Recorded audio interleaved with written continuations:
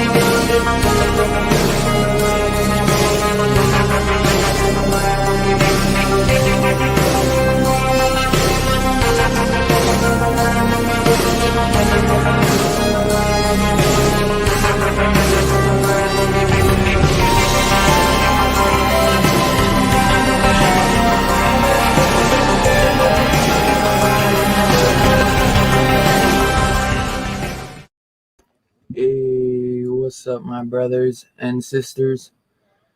Got a special one for you today. Got my man Robbie in the house. Dude, did the intro skip on you? Nah, I swear flew it for me. Maybe it skipped on me. I don't know. That was weird. But got two very special guests. Happy as hell to have them here. And one wasn't able to make it here due to internet issues, sadly. But we still got my main man, Fable, in the house. First time ever. So glad to have. We got two first-time guests, man. I'm happy as hell. The other one is my man, Missing Station, my brother. Good to have both of y'all here, man. Glad to be For real. So excited, man. Two first-time guests, man. That's so awesome. We always talk backstage and everything on Backlog Bros chat. I mean, what the fuck is a Backlog Bro? But in the Instagram chats. But yeah, man. So it's good to get on a little live stream, man. I just wish TM was here, man.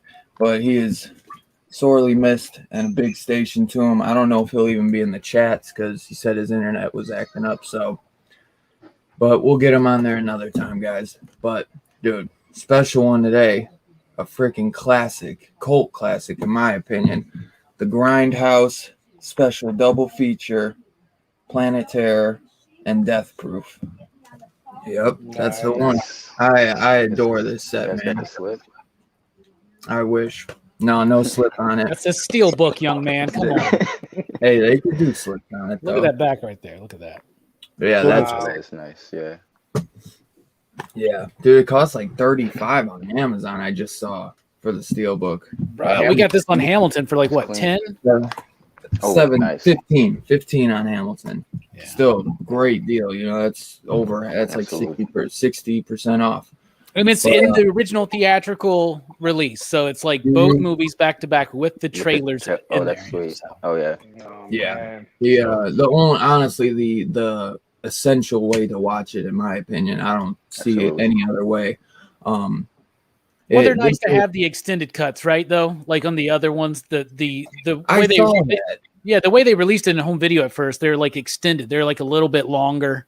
So, really? But I think it makes I think it makes Death Proof like boring, But so I actually like these versions of the film better. I think that's what I ended up watching because I couldn't watch the I didn't see the trailers. I was looking for them. They weren't there. Right. And I noticed that each movie was like an hour and 40 minutes and the other one was an hour and 50 minutes. And I was like, holy smoke. Really? I didn't know that these movies were that long. At least I didn't remember it that way. So now that you're telling me this, it's like, wow, this might change my whole review because these are I'd say they're like an hour and a half on this. Yeah, they're like clean, tight, like real short. They're really tight, and that's with.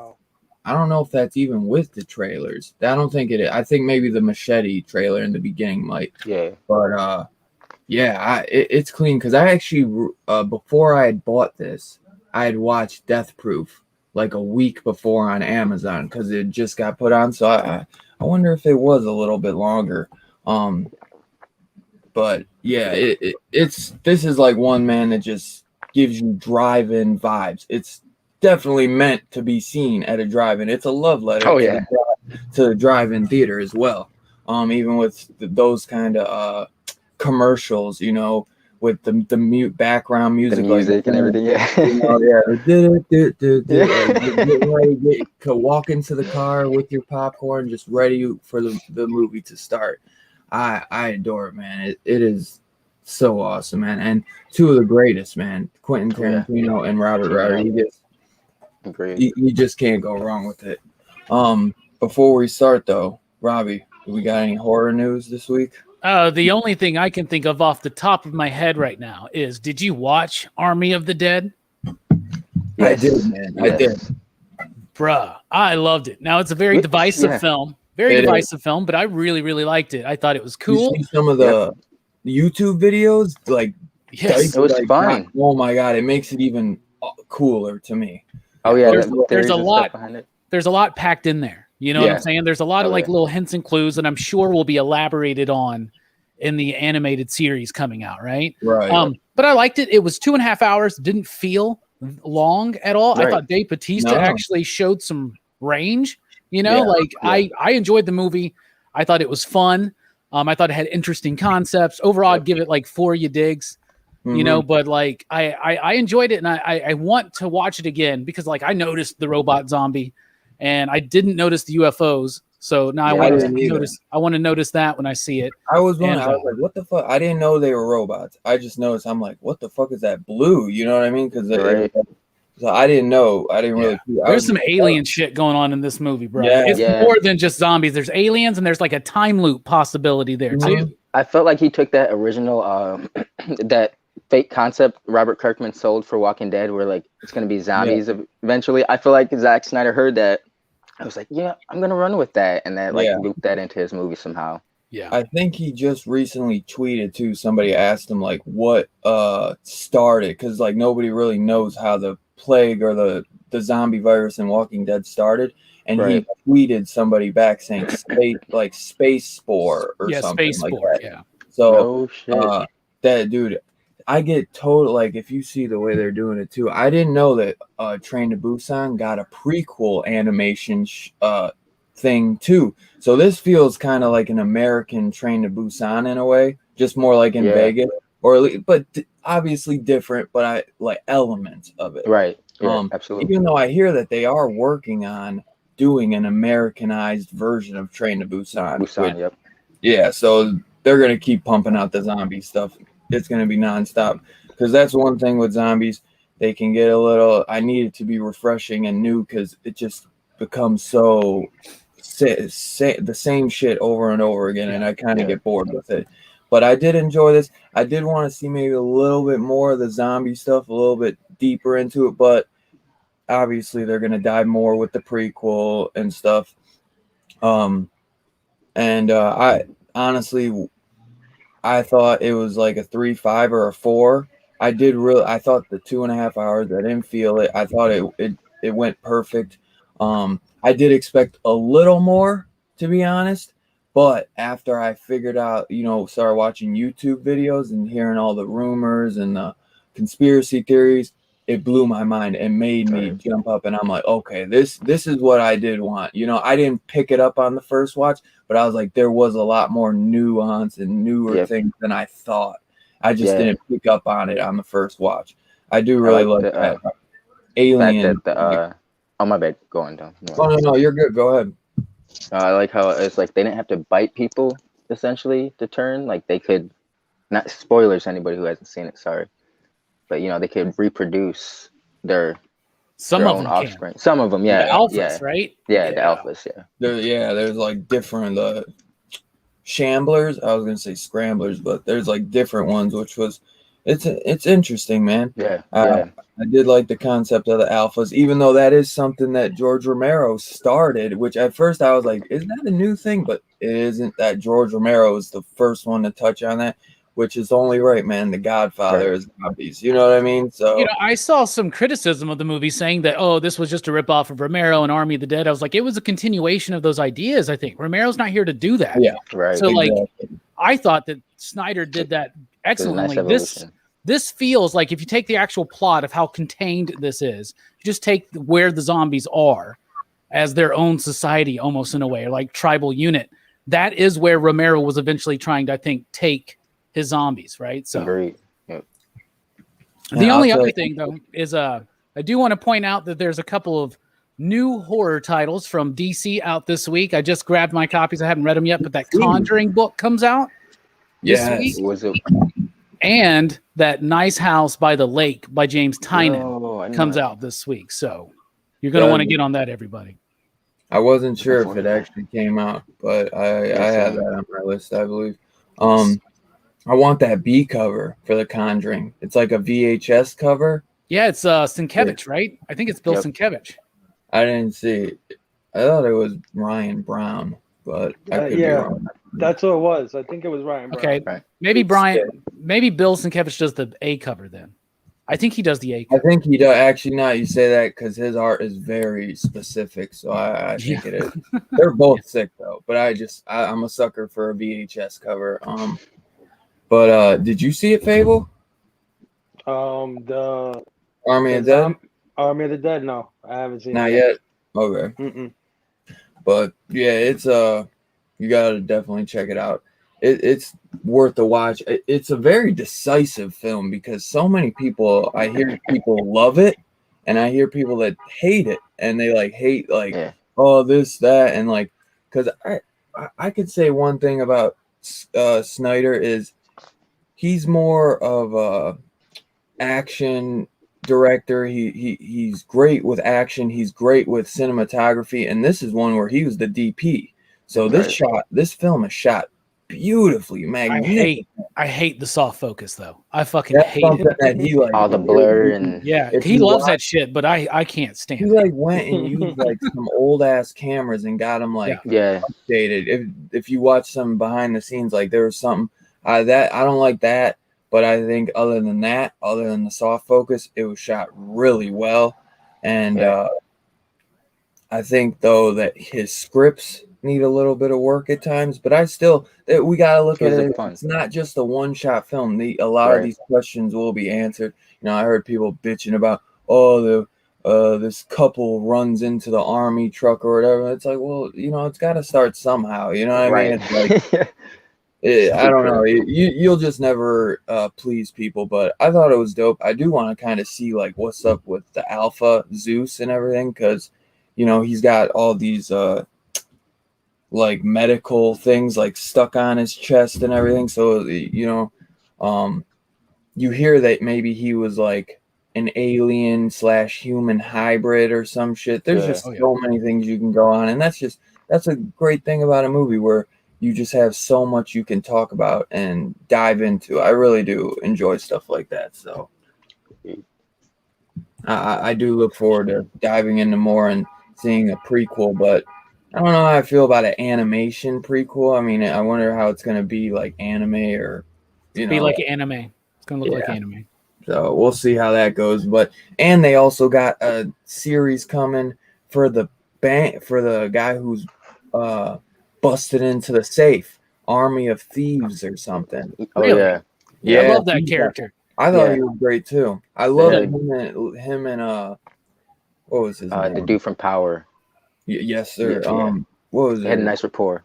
Omari Hardwick. Yeah. Yeah. And I love their banter back together. That was funny because the helicopter pilot was replaced. Yeah. That was nice. They did well on that. The lady that replaced that dude, it was Chris did whatever, but the person that replaced him, she had to it was during COVID, so she filmed all that shit in her backyard. Mm-hmm. And then with a green screen behind her or something. Right, exactly. That's so crazy. Look, Zack Snyder totally replaced a character in the damn movie, right? And Warner Brothers couldn't fix a mustache. Think about that. Right. That was so fucking funny. They're yo, hit this dude up, man, because you can't it's just wild that they did that, man. It didn't hurt that half of each frame was completely out of focus. True. I think Zach actually said that helped a lot. That'll come together. That'll help us in the end. But let me think. Was there anything else? I know they announced like the freaking box art for that Frankenstein NECA figure and the Thing figure, which they look incredible. Just obviously the iconic Thing poster, but the old school Frankenstein poster, which is just so awesome. I can't wait for those. They announced some exciting pops for their Funko Halloween thing. They got a Elvira diamond one where she's holding a heart and she's wearing a glittery red dress. They just announced on my IG. They announced a Vincent Price Price pop. Yeah. Trick or Treat Sam with his mask off, so it's like the pumpkin head. Yeah, there's some really cool ones. And they live. There's a Piper, and then there's the alien, and then the Chase aliens, black and white. Mm-hmm. There was what was the other ones? There was also there's new Michael, a 10-inch Michael, Ash, and a bloody Ash Chase and from the Evil Dead. So and then they're doing a classic Texas Chainsaw Massacre Leatherface, which I actually do want because I got the one with him in the suit, so I want that one from with him got the butcher's outfit on. They also got Bride of Frankenstein, Walgreens exclusive, and a Wolfman, which I gotta get those, bro, because I got the Frankenstein, Dracula, and Invisible Man, so I gotta get those, man. I've been waiting for them to fucking do a werewolf, man, because they released a Frankenstein like 3 years in a row and a Dracula 3 years in a row. Even Dracula, they did another Dracula this year, and I'm like, at least they did Werewolf and Bride of Frankenstein, but balanced it out. Yeah, they did a Carrie, which I'm not. It's okay. It's her in like the prom dress holding flowers, and then the last one was Curse of La Llorona with a really cool chase. So that was dope, man. I want to say, M. Night Shyamalan. This is maybe kind of more of a thriller, but he released a trailer called Old, and that shit looked dope, bro. I was really intrigued by that. If any of y'all haven't seen that, it looks really good. M. Night Shyamalan kind of always has like a horror element, into his movies, so I feel like that's worthy. But where they this family goes to this beach, and it's like secluded and hidden, and then they just start getting older. Like a son is their 5-year-old daughter, and she, they turn their head, and then she looks like 18-year-old. Yeah. And it looks really good. Like a pregnant woman is pregnant, her stomach just starts like pulsating, getting huge. So it really looks good. I'm intrigued by that. If you watch the trailer, Robbie, I think you'll dig on that, because they've released a few trailers the last few days, and that was probably my favorite. I haven't watched that trailer yet, and I'm always wary though when it comes to M. Night Shyamalan. So he's a great idea guy. Like, excellent ideas. It's just like the execution, the sticking it sometimes is. Sometimes, and then the movies where he does nail it, he nails it. Like Sixth Sense, Split, like those movies are great. So absolutely, without a doubt. Yeah. So then you get The Happening, or Glass, and you're like, Glass was like the worst. Glass was like less so epic, much potential, less epic than like the first X-Men film. Like it ruined Split, Yeah, because Split was awesome. Yeah. Oh, and Spiral made $1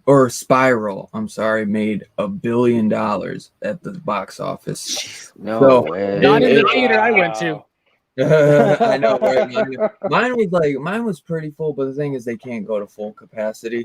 Right. But I'll tell you this, they better give my man. If we get a Saw movie that was okay out of this and it makes $1 billion, and my man gets to do a Leprechaun movie and bring Warwick Davis back, because that's what he said. He's like, yo, if this movie Spiral does good, y'all better let me finally do a Leprechaun movie. So I hope finally that would, you know what I'm saying? At least maybe we'll get that out of this. So that will be, you can look on the upside for that. I don't know how you are with Leprechaun, Robbie, but I think Leprechaun fucking is the dumbest thing out there, but it's okay. Whatever. I knew you would say that. I'm down for it. I mean, you look nostalgia speaking for me. You know the shit I like. I like Ghoulies. So who am I to talk? I like Ghoulies too.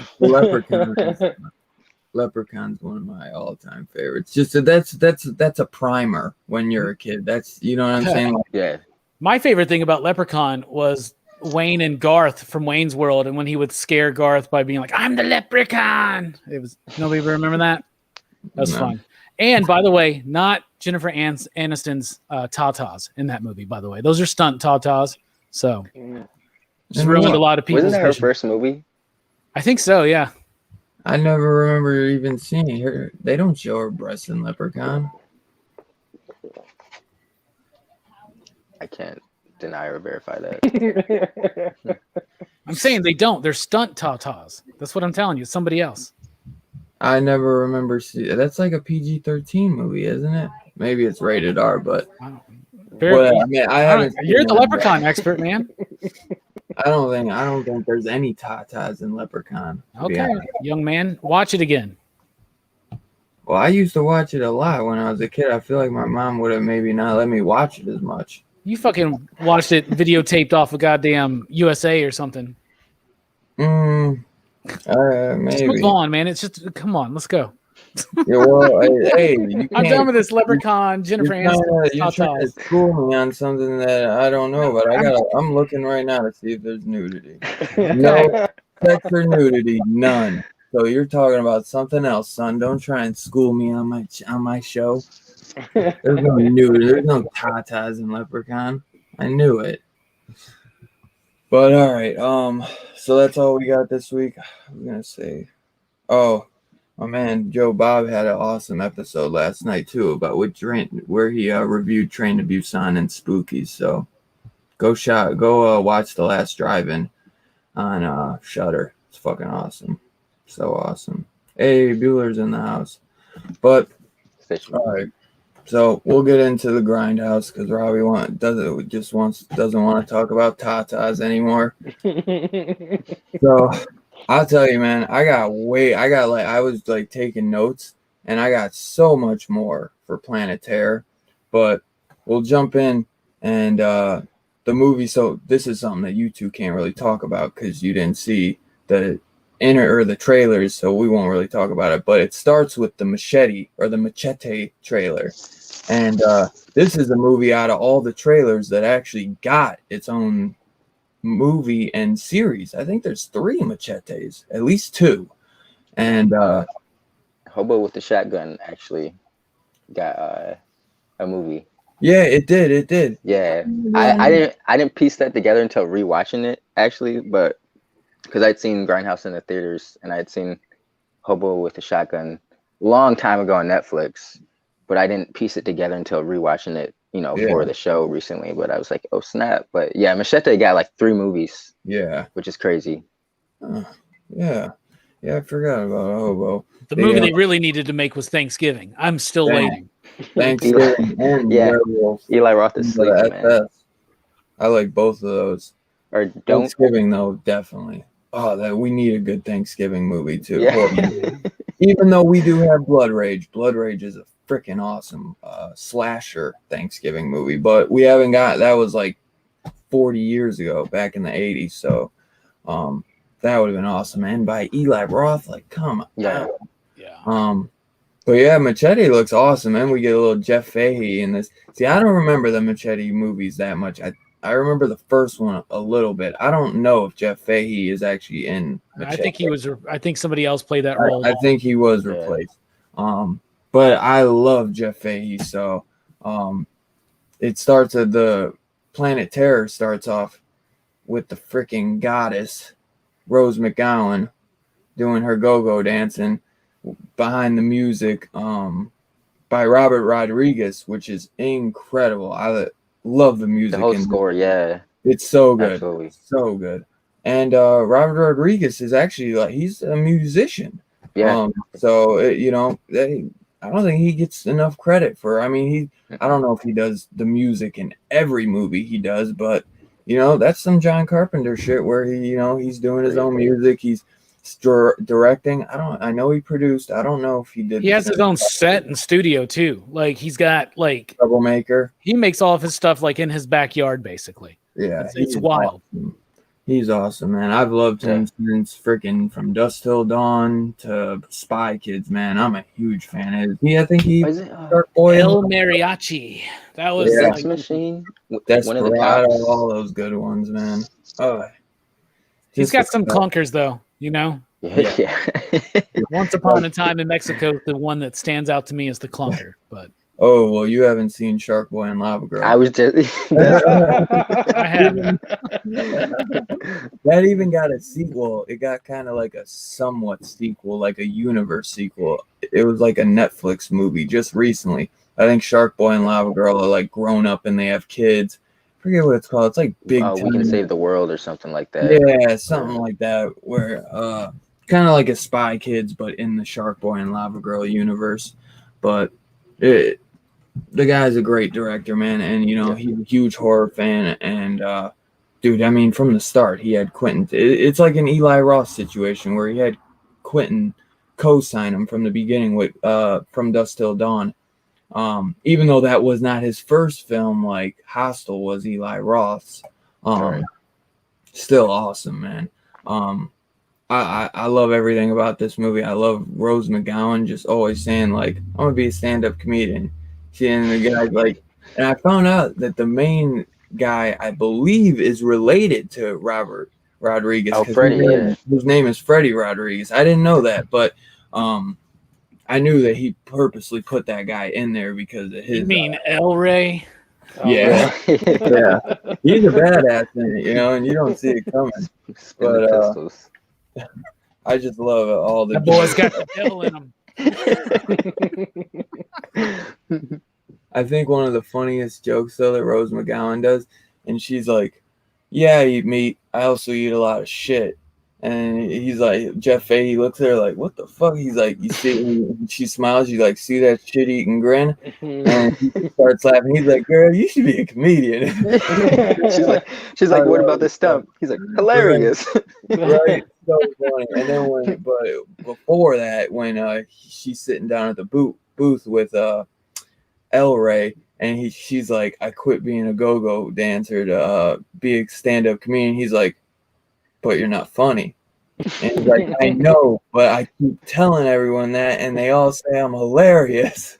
There's just so much goodness in this, man. And you can't forget about the fucking beginning with Bruce Willis and I don't know what he is, the drug smuggler guy or whatever he is that's selling trying to military, man. Yeah, well, not the other guy. He's some bad guy. Bruce Willis is part of the military. I'm talking about the guy cutting balls off and saving. That's Nadine Andrews from Lost. He played Saeed in Lost, dude. Oh, see, I never got in the Lost. I fucking love him in this movie. And that weird fascination with balls. Like, it's so important. Like, when they spill and he's, like, gathering them up. Yeah. I thought it was going to lead to something, but it didn't. It just... Everybody has a bit in them in this movie. Everybody really do. Even Bruce Willis with "Where's the shit?" Josh Brolin, everybody, and I can't think of the blonde lady. I can't think of her name, but with her, with her Wendy Peppercorn, yeah. From The Sandlot. I can't stand seeing her when her arms are like this, and then her arm, she's trying to open the door, and that's such a cringing scene. So cringy, man, so cringy. But there's just so much greatness in this. This is I love Return of the Dead. I almost want to say this is my all-time favorite zombie film. Just because it's so campy. It's so over the top. I don't know. It's like, because I love Return of the Living Dead. It's like right up there with Return, because it's Return's got Linnea in it, though. You know, yeah, so I know. But this got Rose McGowan, dog. Yeah, I know. Even though she don't look as good nowadays. God, that fucking intro with her is... Moment of silence for it. But dude, yeah, man, there's just great. There's great actors in this all around. You know, you got Bruce Willis, Rose McGowan, fucking the guy from Lost, like you said, Josh Brolin, if I didn't say him, Quentin Tarantino even does with him and his fucking nuts dripping down. Oh my god. Oh my god, that's so gross. I never seen a one-legged stripper. I'm gonna get my dick wet. Yeah, he's like, I'm gonna have to do it real quick. I'd be more concerned about my balls dripping out of my fucking body. Okay. Oh my god, it's so fucked up. So I'm wondering though, does this stuff start before the guy from Lost shoots the canisters and all the green stuff flies out? Because he takes the mask off and their shit's bubbling already. So they already have been infected. The government infected them. You find out when they killed Osama bin Laden and they weren't supposed to. Yeah. Oh my god. There's just so much greatness in this movie, man. It is so good. I'll keep going with more, but I want to go in and use. Oh, we lost Link for a second. Robbie, what did you think about this? Because I literally have so much on my notes. Like, I wrote so little for Death Proof, even though I do love Death Proof. There's just so much to talk about with this one. I adore Planet Terror. Okay, so there's a lot of fun movies that are just terrible, but they become fun movies, right? Bad movies that are just so good. But when you intend to try to make a bad movie that's good and fun, a lot of the times I don't think it's very successful, right? Or it's successful to varying degrees. Like, what's the Al Green and Company movie we watched? Chillerama? Yeah. Right? It's kind of up and down a little bit, right? Planet Terror Robert Rodriguez knows exactly what he's doing, and he's making a dumb movie. Like the whole plot of her quitting a go-go dancing career to be a stand-up comedian, and how intense El Rey is the entire time, and how dreamy and how just broody he is. Like, it's all just so freaking perfect. All the cheesiness, the arguments over the brothers with barbecue sauce, about barbecue sauce. And yeah, Michael Biehn in the movie too, right? And just, god damn it, like, he knows what he's doing, right? And stylistically, Robert Rodriguez is a great filmmaker, because if you watch his special features, and he's been doing this since the first DVDs, but you do a 10-minute film school, and he'll tell you how he did these things. Like when he did El Mariachi, for instance, he would do his wide shot, his mid shot, and his tight shot all at the same time. He would like film the wide shot, zoom in, film the mid, zoom in, film the tight, and like just get it like that. So he's got this way of guerrilla filmmaking almost that just really makes a lot of his films like super excitable, right? The energy is just leaping off of the screen. And that's what's happening here. The performances, the character actors, you know, they know exactly what they're doing. He uses the whole idea like of how they want to make it look like it's old, aged, messed up film. He uses that to maximum effect in the movie because the effects, by the way, you know, Howard Berger and Greg Nicotero, right? Yeah. Amazing. Yep. But like the way he uses the burning of the film and stuff like that, and like it's got the best missing reel because it's like the sex scene super sultry, and then it just missing reel, and all of a sudden the barbecue place is on fire. There are new people there. Like it's just so wild. And like dude's been shot. He's like, if you would have told me you were the El Rey, you know, and it's so cheesy and it's so freaking fun. And as preposterous, as dumb as this movie is, it's got this innocent charm about it. And it really takes you back. And I think out of the concept of what Quentin and Robert were trying to do, I think Robert 100% nailed it. This movie is exactly what GrindHouse is supposed to be. Absolutely. This movie is awesome. I love it. It's not the greatest zombie movie out there, but it is one of the best. And yo, dude, the machine gun and the rocket launcher on the, like, come on, like as her leg, that's just, it's ridiculous. And I love the small little stupid bits too, like hop on, you know, she hops on the motorcycle the other way. So she swings around him. No, the other way.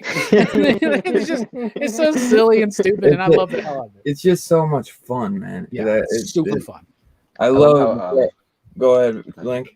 Like the gunshots, like they're so heavy. Like every time they hit somebody, it's like every shot packed a punch. You know what I'm saying? Yeah, that's like Quentin Tarantino shit. Yeah, go over the top. You know, like when super bloody. Super bloody too, and just wild and unexpected things happen that just even on you can rewatch this film and it never gets old for me. Yeah, that's why I like put it up there so high, because it's just so much fun. You know, That's what I love about movies, and I love to rewatch just movies that you have so much fun with, and you can pick apart. One thing, Jeff Fahey, man, is just him and his barbecue stuff. Like when the cops pull up, and he's like, something's Everybody wrong. has a bit. His brother's like, something's wrong. He's like, whatever, I forget his name. He's like Jesse or something. He's like, usually he comes out to greet, like everybody that comes up, he comes outside to greet him and shit. I just love it. And he's like sitting there looking like he's dead.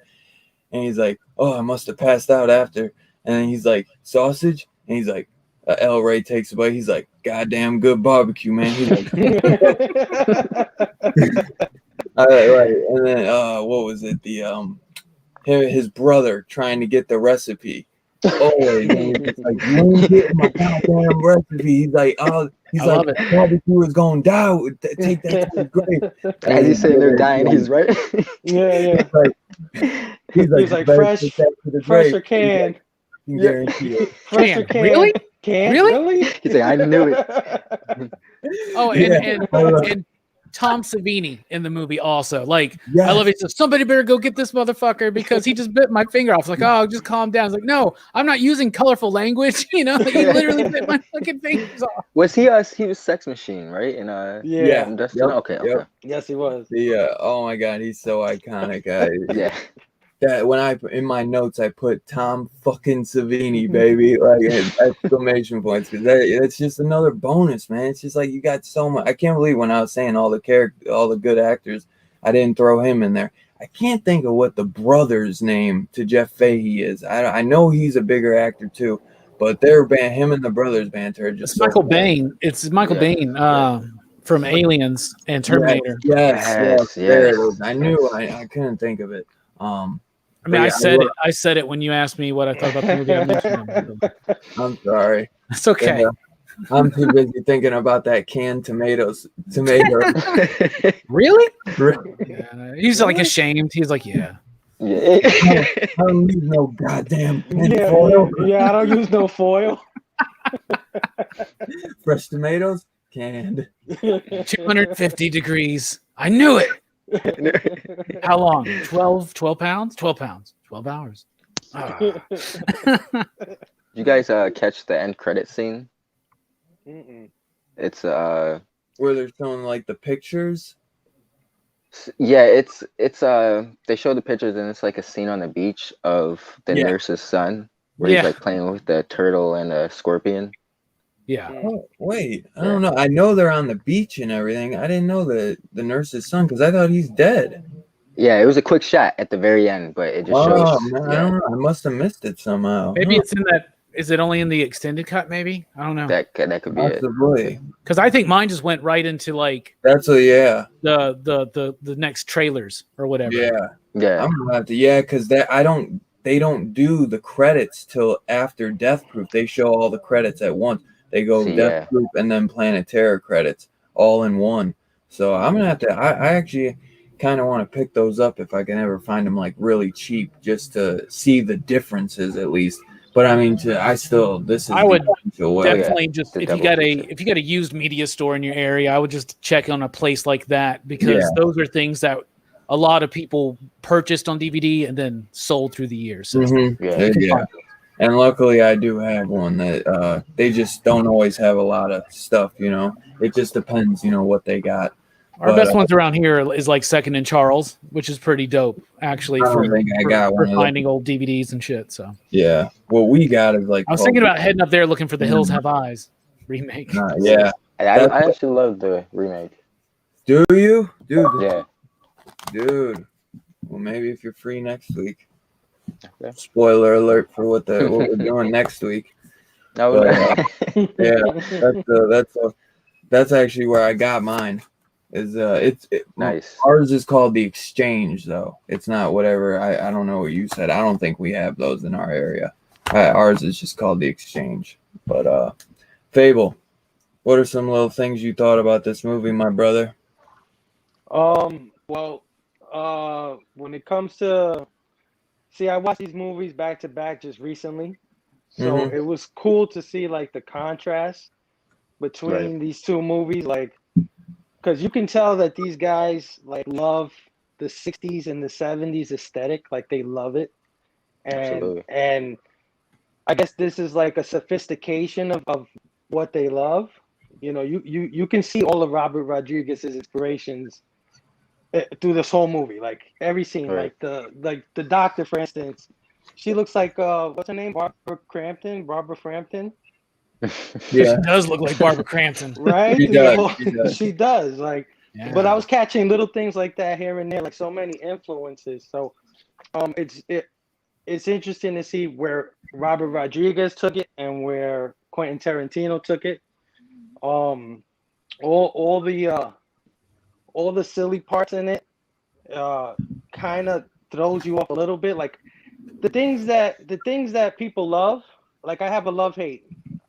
The things that I love about it are also the things that kind of lose it for me too. For instance, like the film graininess stuff, right? The film graininess stuff puts you into the mood of what they're doing, but at the same time, his shots are so beautiful. Like I don't know if you noticed some of the shots; they're gorgeous. Oh yeah. And now, for Planet Terror, for instance, on the single disc version where it's just the movie, for Planet Terror, not for Death Proof, because Death Proof doesn't do it near as much, but for Planet Terror, there's a film grain free version to watch on there. So, no way. Yeah, I think it's on like the Blu-ray release, I think, of just Planet Terror.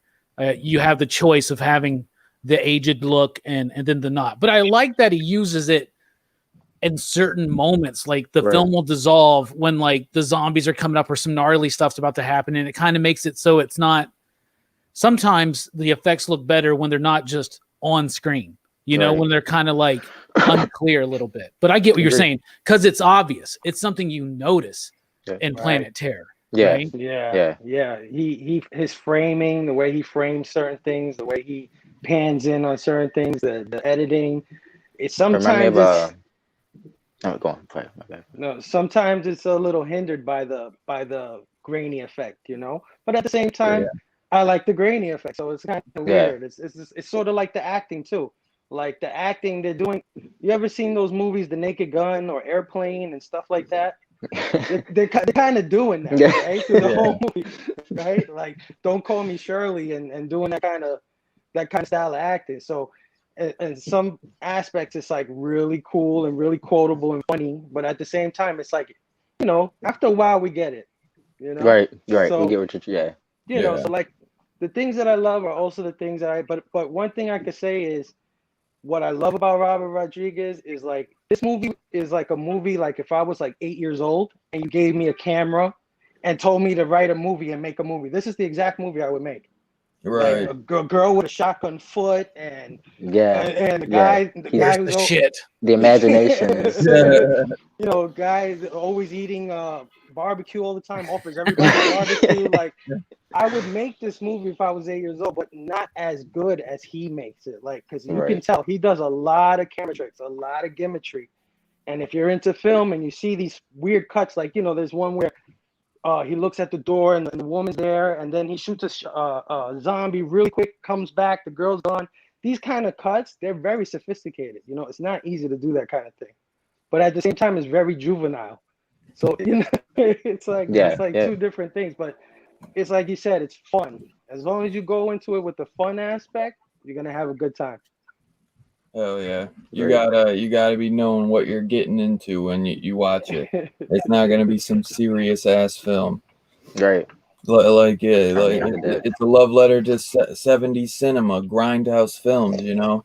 It is just exactly put in that perspective, you know. And I'm sure this is an idea that he had, and Quentin was like, fuck yeah, man, like that is so, you know what I mean? Like he was just like, dude, because they're both just huge hardcore movie fans. Both you get to tell that with like both films, at least, is like the passion was there for each film. Like they were having fun the entire time they made you know, Quentin collects films, right? Yeah. And they said that like Quentin will invite his friends over and he'll put together like the film reels, and he'll make like a double or a triple feature, and he actually owns those. Like now for our feature presentation, he owns old trailers and he'll splice those in for his movie nights. Like he curates a movie night double feature with all this stuff.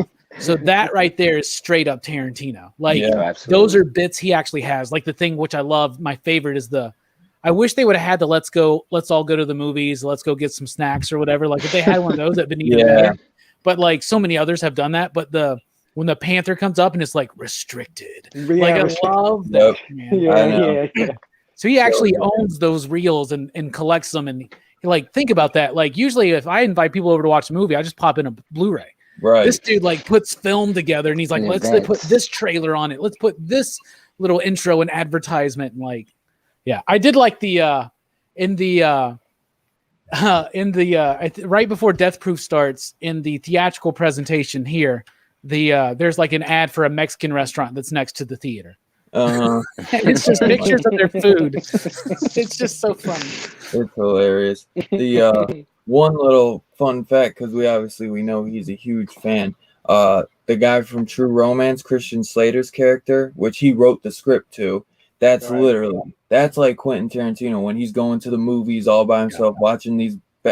When he goes for the triple feature of Street Fighter, yeah, and all of them. You know that's freaking Quentin, man. The guy worked at a movie theater. He loves it, man. That's so cool. I remember him seeing that he does that for movie nights, man. It's a guy that truly loves film. You know what I'm saying? And I can't get behind that more than ever. You know what I'm saying? Like I just love it, man. And you just feel it, man, that these guys love what they're doing. They love what, you know what I'm saying? The genre. They're just having fun, and it's awesome, man. Link, what did you think about this, my brother? What are some things you loved about it? It was just fun. Like you can just tell like the passion and the imagination were there. You know, it wasn't perfect, but it was like an enjoyable film. Like, you know, we're just going to have a good time. And like Fable said, like that's something that it's like the imagination of a kid just done really, really well. Like very sophisticated. Hell yeah, man. But you guys all said it way better than I could, so it was fun. That's what it's like being last, right? Now you get it. I'm gonna make sure you go. You'll go next time. It's all right. I know. I feel the same when that happens. I'll be like, what you got? You got that touchdown. Yeah. And that's why we always put Brooks last on Friday nights. You can always pull it out. Right. Yeah, man. There's just so much goodness in this. Let me look at my notes real quick and see. That was a great time, Steph, for you to be like talk about the relevance and thematic resonance of the barbecue and the brother feud, you know, and like what that represented and how he perfected it finally at the end of his life by tasting blood. What does that say? Oh, the blood was the key, the bond with his brother. You see what I'm saying? You can tie that all together. Yeah. The deep dive. Yeah. What was he trying to say? Yeah. That's the importance of blood. That's what this movie's about. There's blood everywhere. Way more blood than there should be. He has to he tastes the blood to understand he needs more salt. Which, by the way, if you're making something like barbecue sauce and this is your profession and you make the best barbecue in Texas and you're building this up and then the whole key is more salt, that's the first thing any chef tries. If something's off, is maybe more salt. Oh, man. The importance of blood, the blood bond. I love it. I like that. What was going on with the doctor and his wife? What was that about? It was such a random plot to throw in there, right? That's what those movies did back then. They were like so dramatic, right? Like a soap opera. Yeah. He was like he's a doctor, first of all. Yeah. Saving lives, going nuts, and then he's about to murder his wife. Yeah, because she's cheating on him with Fergie. She's cheating on him with Fergie. Hey, we got us a no-brainer. What happened? What do you mean? What happened? No, actually, no brainer. No. Yeah, you tell it's just empty, like somebody scooped their brains out like an ice cream scoop. No, God. Where he was showing him the pictures of all the infections on the genitals, and he was like, "How did you fix that?" He was like, "They chopped." They were like chopped, and he said, "I ain't never been to no Iraq." He's like, "I'd like to get a second opinion." Oh my god! And then I guess that the thing hurt, like one of her parts in the movie with the needles and everything, and her shots, the three her little friends when she comes, because she comes in next. And I guess this was something that happened to Robert Rodriguez, where he went to a doctor and she was like, it was like 3 shots. She's like, the first one's gonna hurt, then the second one you won't even feel, because that's how quick my first friend's working. And then after the third one, you'll never see me again. Yeah. And he's like, I just thought that was so fucking creepy. What so does that mean? Yeah, right. Yeah. What was she trying to say? And then it back. He brings it back again. He does these bits. He did that. The one you never see me again. They did it again later in the movie. Yeah. Same exact line. Even there was a part in the movie where he was explaining something. He was like, and then this will happen. And then this will happen. And then this. And then this will happen. And then this. And then later, the kid, when they were trying to escape, the kid's like, let me grab my turtle. And let me grab my thing. And let me grab it. So he like repeating these bits over and over again. I noticed that. But dude, and how random when the kid dies. I know. Yes. What the fuck? They don't really even spend too much time. They show her like holding him, his dead body for a second. She carries him around for a while, and there's a whole missing reel where we don't get it, where she reconciles with her father. You know? Yeah. Which she's also in Death Proof. She's also in Death Proof. And I love her fucking guns, her syringe guns, man. Yeah. Like, what the fuck? Okay. Right before Josh Brolin calls her up, she's like loading them up and putting them away. But if you notice, like, I forget if it's right before then or like a scene before, she has a notepad. And if you pause it, it's like, go get her son's cereal. And then something else, and then on the bottom it's like Kill Bill. I don't know. She's sleeping with Fergie or whatever, and she's planning to leave him or leave her husband and shit. And he, you know, she's like, she texts Fergie saying he knows we gotta go or something. That's why Fergie's rushing to go save her or whatever.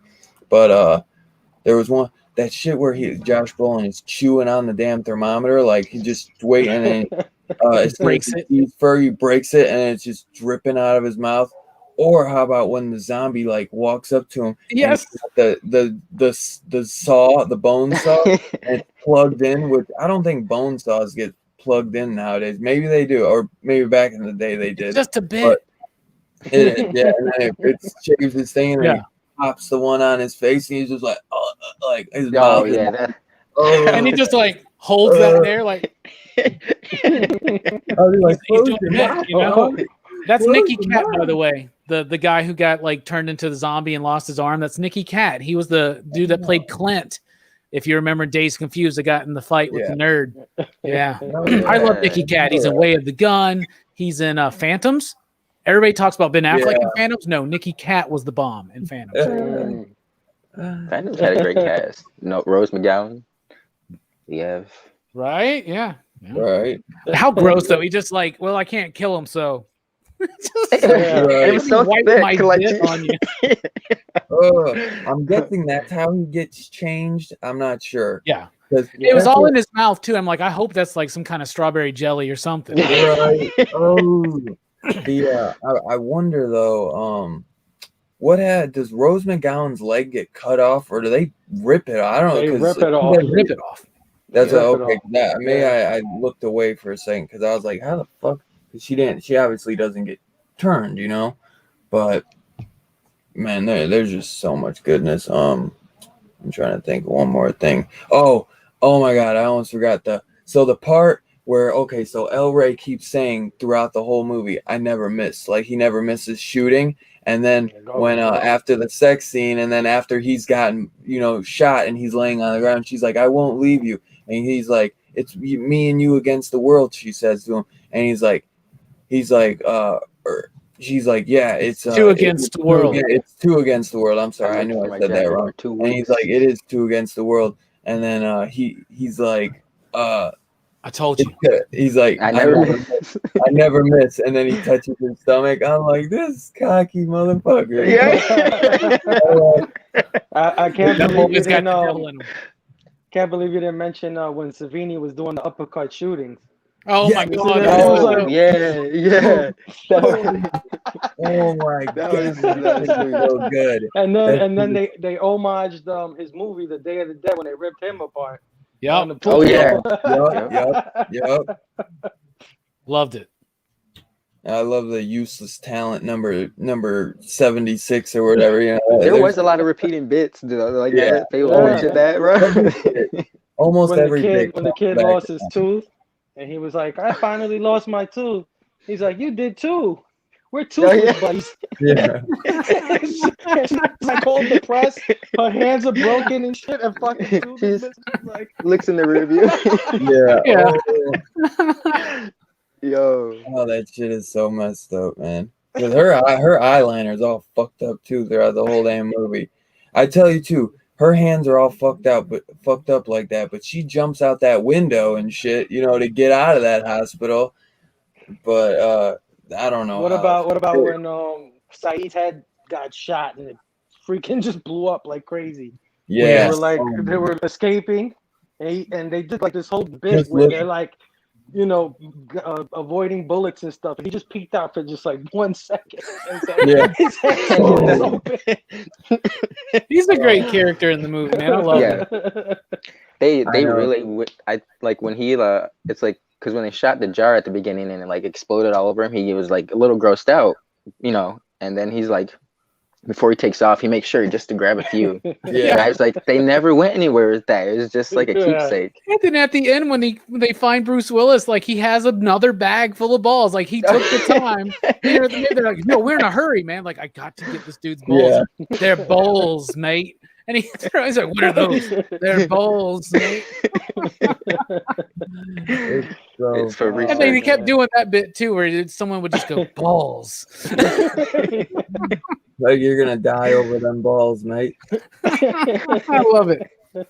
Oh, that shit is so fucking crazy, man.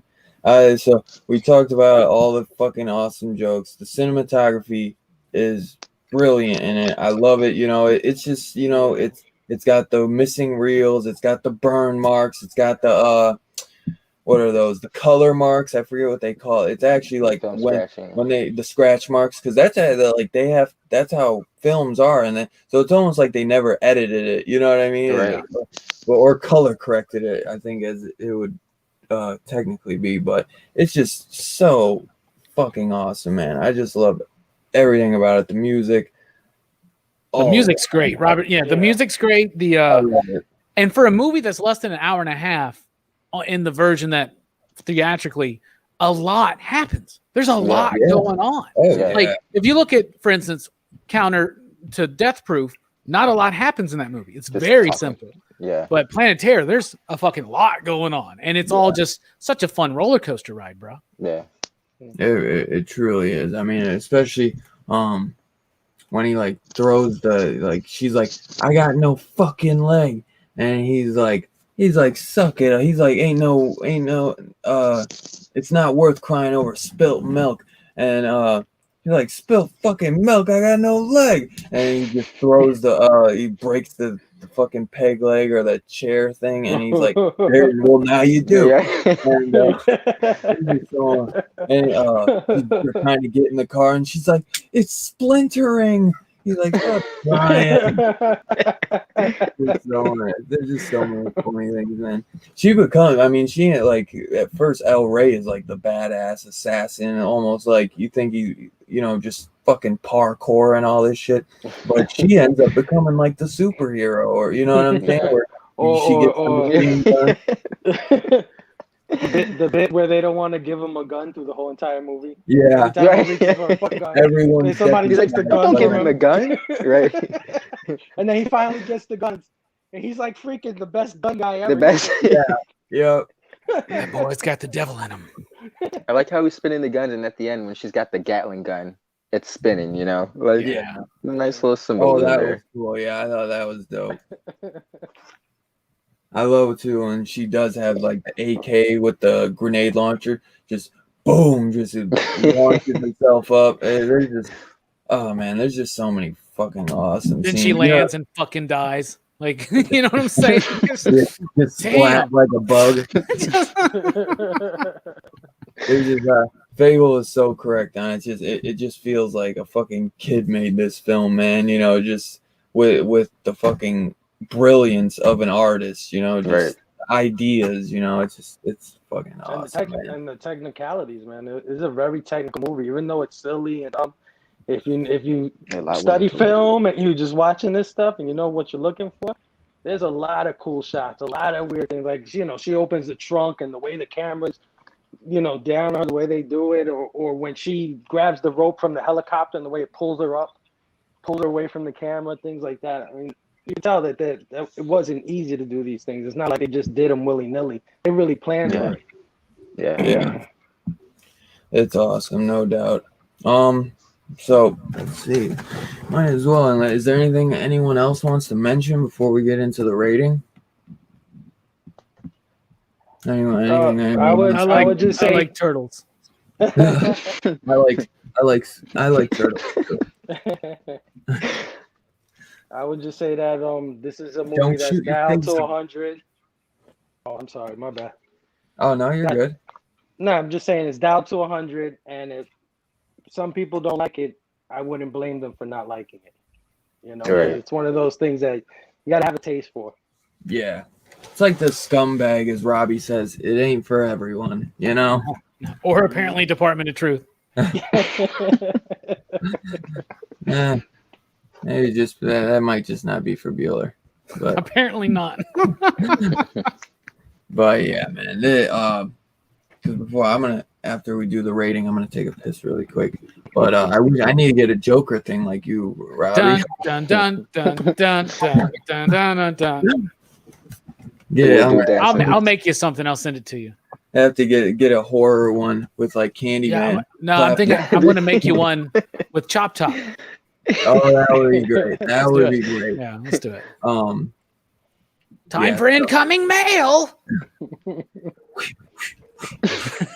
Just hitting them on the hair like over and over and over again. Yeah. I told you how Toby, like, he had him do it like 50 takes, and Bill's like, Am I doing all right? And he's like, he's like, am I doing anything wrong, Toby?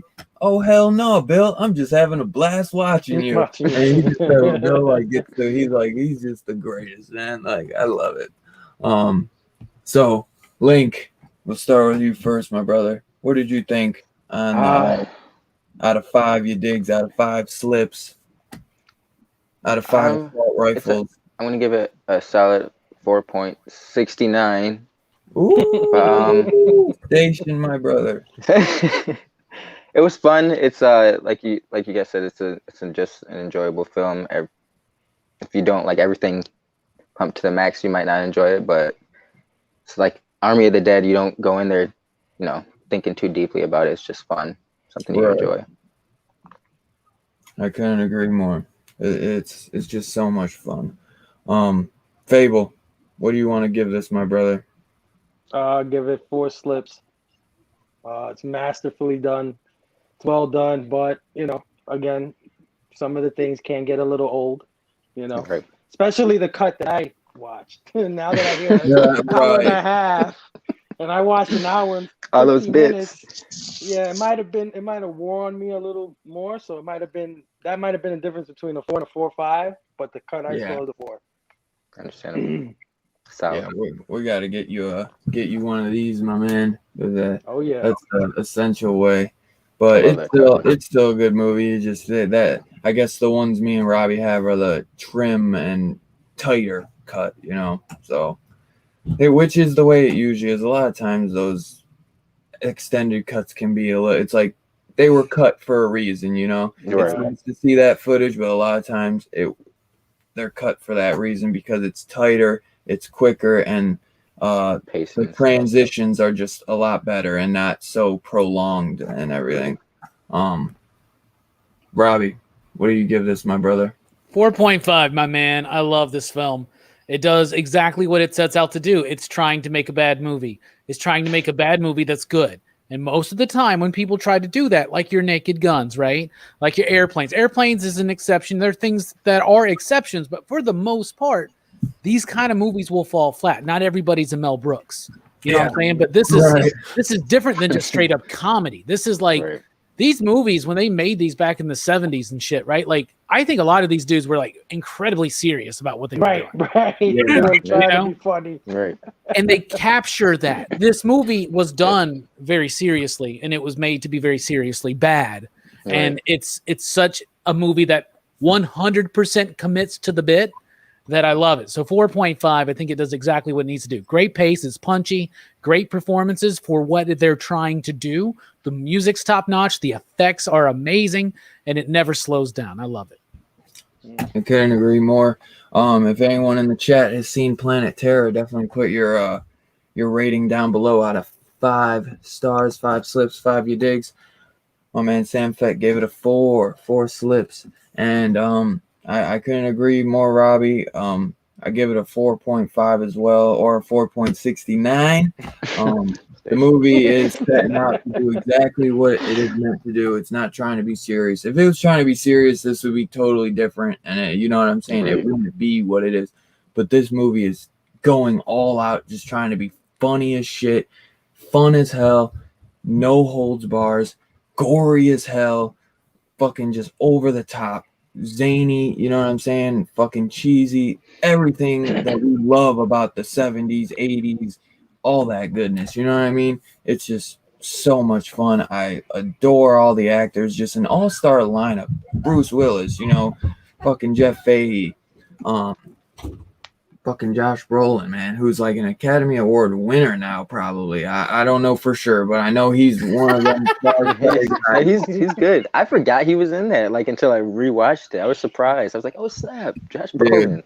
No, all that shit, and it's just so funny to see him get the strawberry jelly on his face. I hope that's strawberry jelly. Or it's just like Vaseline or some shit, you know? It's more like jelly mixed with cheese or some shit. That shit is gnarly. Yeah. But Hold it. He was Hold on it. Hold it. It's in my fucking mouth, Robert. Like, oh man, it is something. Oh, whew. Yeah. So it's this Fergalicious. movie, yeah, he was pissed. Fergie took his girl. He's just pissed that he didn't get invited. Yeah, He wants them humps too, man. right. Oh man. This was the start of her luxurious film career, right? Yeah, it's been so funny. Oh, one thing too. You know when she comes, the nurse comes back home to pick up her son after escaping, and the babysitters. Oh, the 2 babysitters. Oh my god. I can't believe we forgot that. We had fucking plans, you bitch. And she's just like, that's actually Robert Rodriguez's. That's his 2 daughters. Yeah. No way. Yeah, those are his No 2 way. daughters. Yep. Wow. I love the go-go club owner. You know, like who winds up with them, you know? He's like, shut the fuck up. Save that shit for the stage. God, hot as hell.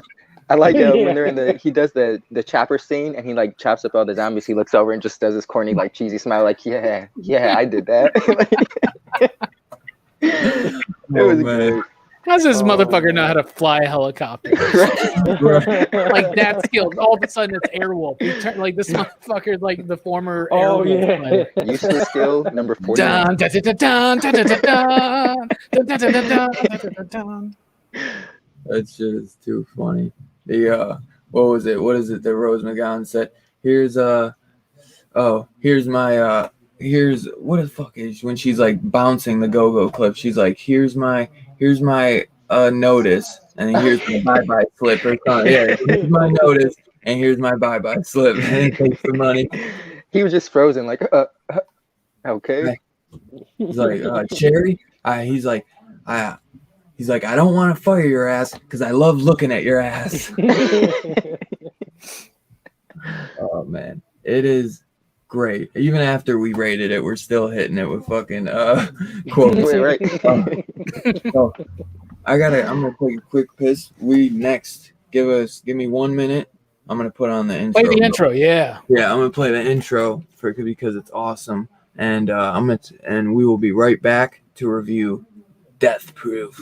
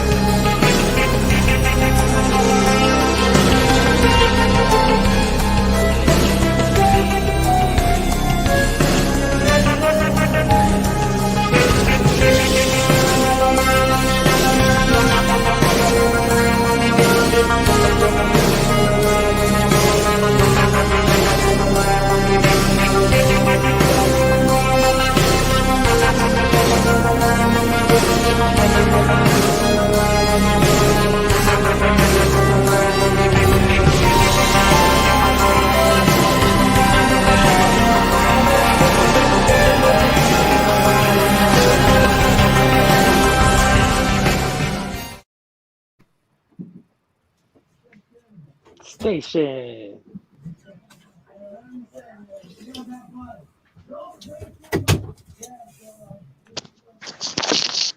Hey, I've done that one. Woo! It just ended. It just ended, yeah. All right. That looked like you played the Stuart Gordon intro. That was awesome. I did. I like it. I still got a bunch. I only deleted. I have all of them, but I don't know how many it lets me hold, so I deleted a couple. That's wise. So we're about to be talking about Death Proof now, the second part of our GrindHouse double feature. This one, I don't think is near as fun, but it is fun in its own way, and I appreciated it more this time. When I first watched these films, I never got to watch this, by the way, in theaters. Okay, so I watched it when I was a manager at Movie Stop, and that's when they released separately. And Death Proof was kind of boring to me because it was just. I'm a big Tarantino fan, and I just didn't get it.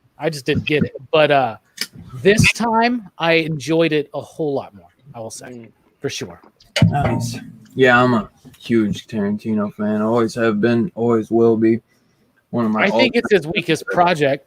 I was just going to say, I think it's his definitely his weakest film, but at the same time, his most passionate film he's ever done, which is kind of contradictory, but yeah. I don't know, you can tell he had a lot of fun with it, but yeah, I think indulgence. Yeah, well, and also don't forget his segment in 4 Rooms, which I think is pretty bad. Yeah, forget about it. I forget his segment. I do like 4 Rooms, though. I do like 4 Rooms. Oh, what the fuck? I forget his segment. Wasn't Robert Rodriguez one of the directors in that too? Yeah, he did the bit with where the kids find the dead hooker underneath the hotel bedroom. Bed, yeah.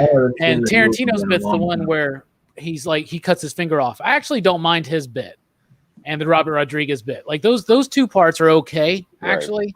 But the rest of the movie I hate, and I hate Tim Roth doing that dumbass fucking character. I don't know why. I can't stand the door. Was he the bellhop? Yeah. God damn. And you're like, no, not Mr. Orange. Yeah, I'll tell you, this is a Tarantino movie off rip by how it starts. Right. This man has a foot fetish. Yeah. Oh. Bro, so like I said, overindulgence, man. Right. That's the one thing though that like always, because I'm not a feet guy, so seeing that always it always turns me off a little bit. He loves feet though, I guess. He like every movie he does, he has like a foot thing. I swear to God. Maybe not in Reservoir Dogs, but not in that one. Bro, back in the day though, I always loved this movie. I still love the movie. I think it's great. It's one though where it's Quentin is the master of dialogue. He can turn just 3 women just bullshitting about fucking some dude or trying to get laid or making out with some dude on the couch.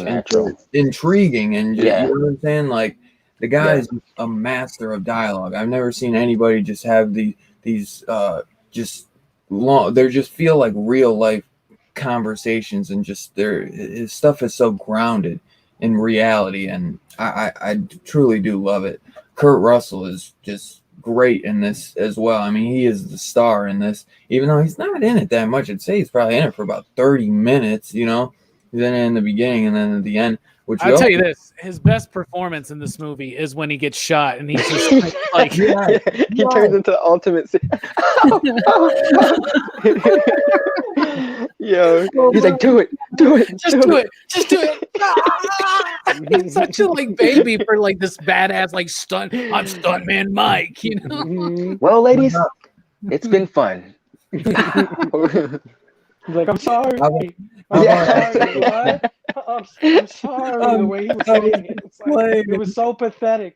Yes, God. How about after they crash into the car and he's just hanging out of the car and he's just like, I like just hanging out of the car. Just be careful, my arm's My broken. like, Yeah, what's they're gonna be that? careful with you, all right.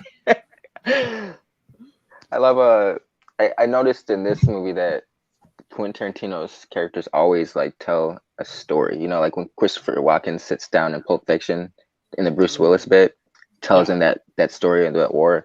Like just a whole lot of that goes on in this movie. Like, you know, they're always telling a story, like, you know, a flashback or like about her boyfriend hooking up with Daryl Hannah's lookalike or something like that. Or because Zoe that's falling in a realistic. ditch. That's realistic, right? Exactly. That's realistic dialogue. And because he's Quentin Tarantino and he came out the gate like making waves, he's allowed to do that. And a lot of screenwriters couldn't do that because they would be like, you got to cut anything that's like not relevant Essential to the moving on the plot. But no, that's not. Tarantino writes acts, like he writes plays basically for film in the structure of a novel. Is what he does, right? Which to me is just freaking phenomenal. Like it's brilliant. And you notice in this, it's basically two little bits. There's the first introduction, like that's my favorite part of the movie. Like to be honest, like seeing like my favorite part of the movie is when he gets that first group of girls, right? And like the leg gets taken off, and then every shot just shows what, right? And the tire like just taking off that one chick's face, and you're just like, and then the next batch of girls.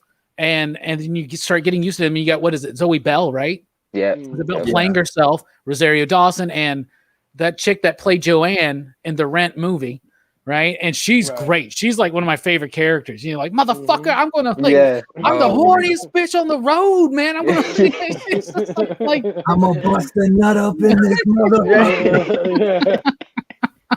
I love it. I actually like this a whole lot better this time. It was really fun because I understood what he was doing. He set up, it was like one movie and then the revenge, right? Even though you didn't get that, you didn't get the connective tissue of anybody surviving from the original to get that revenge. You know, I think typically that's what we would have gotten, but he did that kind of like rich kind of thing too. Because I don't know, correct me if I'm wrong, in the second half with the new group of girls, the graininess left, right? Completely. Yeah. That's one thing that bothers me. Like it's gone and it's there very subtly. And I wonder if there's a point, maybe the point being that typically, you know, these movies would be stored in a theater and they'd be run through, but maybe at this point in the double feature, most people had left. So they just stopped. So it doesn't actually get run as much. But I think it was also just to highlight the insane fucking stunt work and driving that was done. Cause that stuff was amazing. And they wrecked two amazing cars. Right. Completely. Which, they reference Vanishing Point a lot, which he brings up also in Once Upon a Time in Hollywood, which Leo plays the Vanishing Point character, I believe. Which if you notice on the features, there's what is it? What is that? The Planet Terror audience reaction track. Which is, when I first got this, I threw that on and it's awesome, dude. It's awesome. You know, you get like crowds cheering and shit when the craziness is going on. But they don't do as much for Death Proof like Planet Terror. So I see what you mean. Like as if nobody stayed for Death Proof. It's kind of messed up. But I loved it. Honestly, back in the day, I had said before we started the stream, I thought Death Proof was better because kind of some of the over the top shit went over my head when I was a lot younger, because when this came out, I was probably only like 12 or 13. I still loved it. I thought it was dope, but just I didn't understand as much as I do today. You know what I mean? Link, what are some of the things that you loved about this film, bro? If you did love, I mean, I don't know if you love the film, if there's stuff. I really, it's, you know, Quentin Tarantino is overindulgent in this film, but you know, he's still like at bringing his A game with this. Like you can tell, like I said earlier, they were both really passionate about the projects they were making. You can, like, you know, with Robert Rodriguez, his energy was bouncing off of this, but you could just tell like Quentin's love for old style films like this was bouncing off the film. Hell yeah. I like the scene where he's like watching the girls when they pick up Zoe at the airport, and he's like taking pictures of them, and they had like this really playful music in the background. And I didn't notice at the time, but rewatching it, I was like, that's really creepy, because it's like they're showing his, you know, just how much he just enjoyed kind of like thinking he had the edge over these chicks. And yeah, you know what? Yeah. I remember a scene now from when I watched the Amazon Prime, because it was on Amazon Prime. I remember a scene that isn't in this one where he is it the fucking, I think it's the, I forget what group. It's the first group of girls. It's one of the group of girls where he like throws his key. He's like, why? They're at the convenience store. And the girl, like two of the girls walk in, and the one girl has her feet hanging out. I think it's the second group. I think it's Rosario Dawson. She's like sleeping in the back seat because she's hung over, and he throws his keys on the ground, and he licks her foot. Some shit. That's not in this one. Yeah. No way. A lot of the stalkery stuff is kind of cut out. Yeah, that's the one I saw. The one he said. To be honest, I might like the extended cut of Death Proof better. To be honest, yeah. Oh no. Because there's just a little bit more with Kurt Russell and just the stalkerness in him. That's what I would say, because you don't get as much of Kurt Russell in this. Not saying I don't like this cut. I just think there's a little bit more of Kurt Russell that. It's great in the bar though. The bar scene, and nobody ever on film has ever eaten nachos more realistically than that dude. And bar nachos are the shit. We all know that because you're drunk. Right. You're hungry. They don't look too good either. They don't look that great. They look like bar nachos, bro. Yeah. Good point. John Holshoe, thank you for that. Mary Elizabeth Winstead in the cheerleader outfit. She's in so many good films. She's so great in that. Yeah. I like how when they leave her and she's just like staring at the guy and she's like out loud, so she's like gulp. Like gulp. Yeah. There's so much funny shit in it. Fable, what were some things that you did love in this movie, my brother? And was there anything else you wanted to say, Link, before I go to Fable? Oh, no. Yeah, I'm good. I loved Kurt Russell, man. Kurt Russell for me. I mean, Quentin Tarantino's known for having these conversation pieces, these 10-minute dialogue scenes, and they're well constructed and the good writing. Here, I think there's too many of them. And again, I watched the extended thing, so I don't know if they added a couple of conversations, but there's still interesting conversations and everything. But Kurt Russell, man, he turns it up to 10, and I think this is like his comeback movie, if I'm not mistaken, right? Like he was gone from Hollywood. I think he was a few years. Yeah, for a few years, yeah. Right. So, I mean, his performance, like you said, the way there's a scene where he kills the first girl, right, in the car, and there's a shot where he looks down at her, and he looks like the most evilest, newest killer guy. Like, you know how you like your Freddys, you like your Jasons. When they show him there, you're like Stuntman Mike. That's the next, that's the next killer guy. Which is the girl that's Cherry from Planet Terror. Just says, were they sisters or did they ever?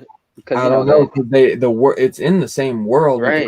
The sheriff is in there. The nurse is in twin it. Sisters. I don't know if they say that, to be honest, but but it's not Cherry because she's blonde, right? Yeah.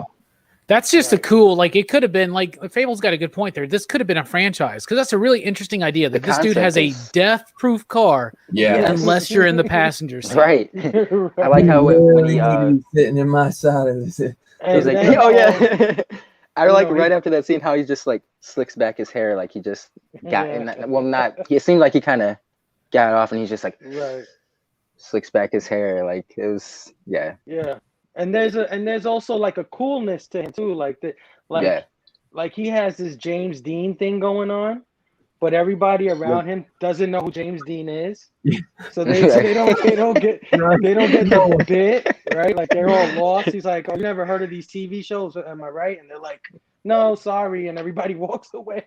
He thought he captivated them, but it didn't work. You know what I mean? Well, I think that the one chick probably would have fucked him that night, but then the lap dance is the missing reel, and then when it comes back, and then he's going home with Rosario Dawson, right? And then he's like, "Hey," he thanks her.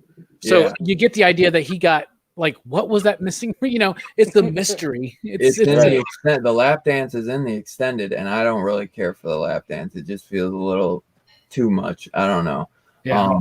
Because I remember I was waiting for it, and it just I thought I remember it actually being in the movie that I saw. Because it does one of the missing reel things, like you said, it just skips to the next part, and then skips to them all leaving. Yep, exactly. And I was like, hold on, wait. I thought like I turned my head or something too long. I don't, you know what I mean? But because now I'm starting to pick up on scenes that I watched from when I watched it on Amazon.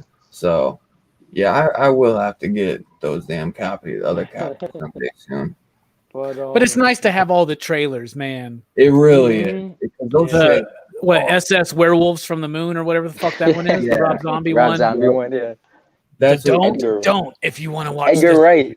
Don't. Yeah, that was just cool. Like don't. So that's what we get. We get the freaking the intermission cards after Planetarius. We get the Werewolf Women of the SS, the Don't trailer, and the Thanksgiving trailer. Yeah. Which I don't know. That woman on the trampoline. The night. Damn, Eli. Eli Roth in the car, yeah. Yeah, he's getting his, dick sucked, right? And then he gets beheaded, and this other dude shows up and starts kissing her. Yeah. He's like, it's okay, I'm here, and they start making out. Like what? I think Eli Roth was hilarious though on Death Proof when he's like, because the girls don't want to bring it's supposed to be a girls' night or something at the cabin that they're gonna go to after partying, and he's like, let's get him Jaeger shots. He's like, well, and then we'll get him one, maybe two. He's like, girls don't want no fucking Jaeger. These chicks ain't gonna get no Jaeger shots. He's like, what girls gonna pass? He's like, man, we'll get him one, maybe two, and he's like, then we'll get him at that point of fuck it, and they're gonna be like, let's bring the boys with us, and we're gonna get laid, man. But they do Wild Turkey instead. Yeah. There's some good stuff in it. Robbie, what were some things that you thought that you really enjoyed, or maybe that you didn't? Okay, so I think that the spirit of the movie is true, and I like it. And it starts out completely GrindHouse, and I feel like I'm right there into it, right? I mean, it starts out, it's just ass. It's just like a sequence of ass shots, right? So you're like, okay, Quentin, I appreciate the foot thing, but now you're getting more into my territory, so that's fine. Mm-hmm. And then you get the conversations and everything. The only problem I really have with this film is I feel like, and I always appreciate fiction that likes to throw you for a loop. I would call it like when they pull a Psycho, where they introduce you to a character and then all of a sudden they kill her and the movie has to take a different turn. The problem is when you usually do something like that, you run the danger, if new elements haven't been introduced early enough, of making the move feel jarring, and then it takes some moment to get the momentum back. That's what happens to me in Death Proof. After like that whole first half is great, and then he kills the girls, right? Like, and that's an insane release. Like the way it's slowly built up to that moment, that's great. And then we introduce the new set of girls who eventually you wind up really engrossed in, but it takes some time to get that momentum going. Great. Quinn had to start all over again. And that to me kind of makes the movie feel a little imbalanced. Aside from that, dude, the second half is the action film, and the action is amazing. I mean, she's on the hood of that fucking car. Oh yes, and she gets a real stunt woman. Yeah, all that shit's real. This kind of launched. She was a stunt woman, and now she was actually able to be a lead in some like B and C list movies from this point forward. So that was super cool. Gave her a shot. She was right. In a lot of his work. Yeah, so the second half is fun and it's great, but it is a little jarring. It's almost like you almost want to stop the movie after the first girls get killed, and then come back later on and start the second half. And it's just a bit too. It takes a little bit too much the way Quentin paces his dialogue out. You have to spend some time with these women to get to know them again, right? To get to know this new batch. But then the revenge and the way it ends with just like punch after punch after punch after punch after punch after punch. And the way he's just acting like a little bitch, man. Like, and it's just such a great dichotomy. There are two completely different sets. The first one's the GrindHouse one. Yeah. I don't like how they lose the film grain.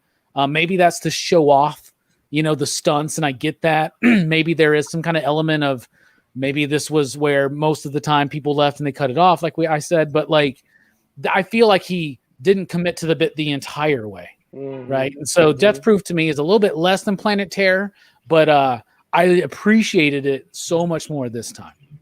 Agreed. I love, but you can't forget the part where the Australian girl does like the freaking Jet Li kick to Kurt Russell at the end, and then Rosario Dawson like takes her leg all the way up and then boom, just smacks on his face. That's another in the unrated cut.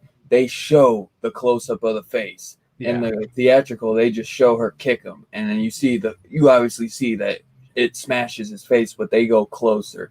Before I forget, Howard Berger and Greg Nicotero, because I know you did mention their names. Their effects are better in this one than they were in Planet Terror, I think. Awesome though, just all around both movies, they're awesome, dude. But that when the tire is shredding that woman's face off, and the leg coming off, that's one of the most realistic. In the sound, whoever did that sound design, oh my god! Every time her leg, because before when I first saw this movie, that's like something that you would hear if you were like driving in the car with your mom and you stick your legs out, like get your fucking legs in, you trying to fucking get killed. So every time I see that, I'd be like, this bitch is about to get her shit fucked, and then it happens, it's like whoa, you know what I mean? Especially because it's like this beautiful woman with her beautiful legs that she's just strutting around the whole movie. It's great, man. And the first time you watch it, you're legitimately surprised that they all die. Right? You're just like, you're like, what? Is the movie over? They're sitting there, they're driving in the car in the dark, singing, turning up the music real loud, and then he turns the light off, and then as soon as he gets like a split second away, pop, turns the light on, and it just the eye before. I love how they show each one. Flash, I love how they show each one, man. Oh. God. When we think about it, it's really creepy how it's like that was his MO. He would go to the bar, just kind of sit there and stalk some people out, Wouldn't drink because when he ran into them, they'd be the cause for drunk, they were the drunk ones and stuff. So remember the dude, the nurse's dad, who I can't remember his name, but he's there and he knows. He's like, but we can't do anything because everything on paper matches, the girls like his deputy basically he's like, I know what he's done. He's like, I think he's some type of pervert that can't get an erection unless he this is the only way he can get himself hard or whatever. He's like, well, money. Yeah, I love too. He's like, well, I could spend long hours, long nights investigating this. He's like, or I forget, or then he's like, or I could just wait for the next poor couple to get killed or whatever. It's just there's so much funny shit in this one. I like though that they do kind of add that because then it does feel like they truly feel connected. Then you know what I mean, right? But there's I do just adore Kurt Russell in it. I do. I wish that they did have a little bit more of the grain in this one. I mean, even with the effects, it's like they still could have added a little bit more. They could have toned it back, but I feel like they tone it back like 90%, even maybe 95%. But it's as the movie progresses too, though, which makes it feel so like it almost like pulls you out of it. Like, and I don't understand why they. I want to know why they did that. There's a transition in it. If you notice, it's grainy. And then there's a part where it's black and white. For a little not in the while. version. Not in the version I want. That's the extended, Okay, so in the extended cut, it's grainy, and then there's this black and white scene where he's outside of a store and the girl and touches her foot and all of that. And then the grainy, and then it goes back to color and it's gone. The graininess is gone. Yeah. It's a great. I love that scene too. Honestly, that's a great scene. Yeah, when he pulled up next to them and he's just like looking at him, like the subtleness of him working in his mind, like how he just decides that those are his next victims. I'd say it was artistic. I think he meant to do that, but like you said, it fell short. It didn't connect. People would probably have wanted it to be grainy through the whole movie or whatever. But I think it was an artistic choice. The end of the film is edited like a 70s car chase, but it doesn't look like one. It looks like a modern film, and that kind of bothered me just a little bit. He didn't fully commit to the bit. And usually Tarantino commits fully to the bit. You know what I'm saying? So no doubt. Yeah, we'll do a 50-minute long scene. Who cares? Let's do it. What were you saying at the end? Oh, about just Kurt Russell and just when you pull up next to them in the beginning, and he's just like that. I think that might have been in the extended cut though, where he's just kind of working in his mind, like the subtle, just to show how great Kurt Russell is. But it was like just the subtleness of like him working in his mind, like him just deciding like, yeah, those are the ones, and all that stuff. You get more of that close up of him just staring at, like, kind of, instead of like, because at the bar, he's kind of like looking back, but it doesn't seem as sinister as like, really, like it's almost like you just see the fucking the tiger like stalking his prey. You know what I'm saying? And it's wild. I do like that part in the extended scene. I always did like that when it just goes from black and white to the color, and I just thought that was so fucking weird. Like how he just brushes up on her foot and shit. It reminds me of Clerks. Yeah, because then they go into that little Clerk gas station. Yeah, or not even convenience store. Yeah, it's not. The dialogue in this movie reminds me of Clerks. Like the way that the women talk, it reminds me so distinct. Like we are just revisited Mallrats, and I was like, this is that like syntax of like a Kevin Smith, an early Kevin Smith film. Absolutely. And some scenes are like that. Usually you have different delivery in a Tarantino film. Like you have John Travolta or you have Samuel L. Jackson delivering it, or Ving Rhames. But the way that they were delivering it felt very Kevin Smithy. So I kind of like that. I thought it was cool.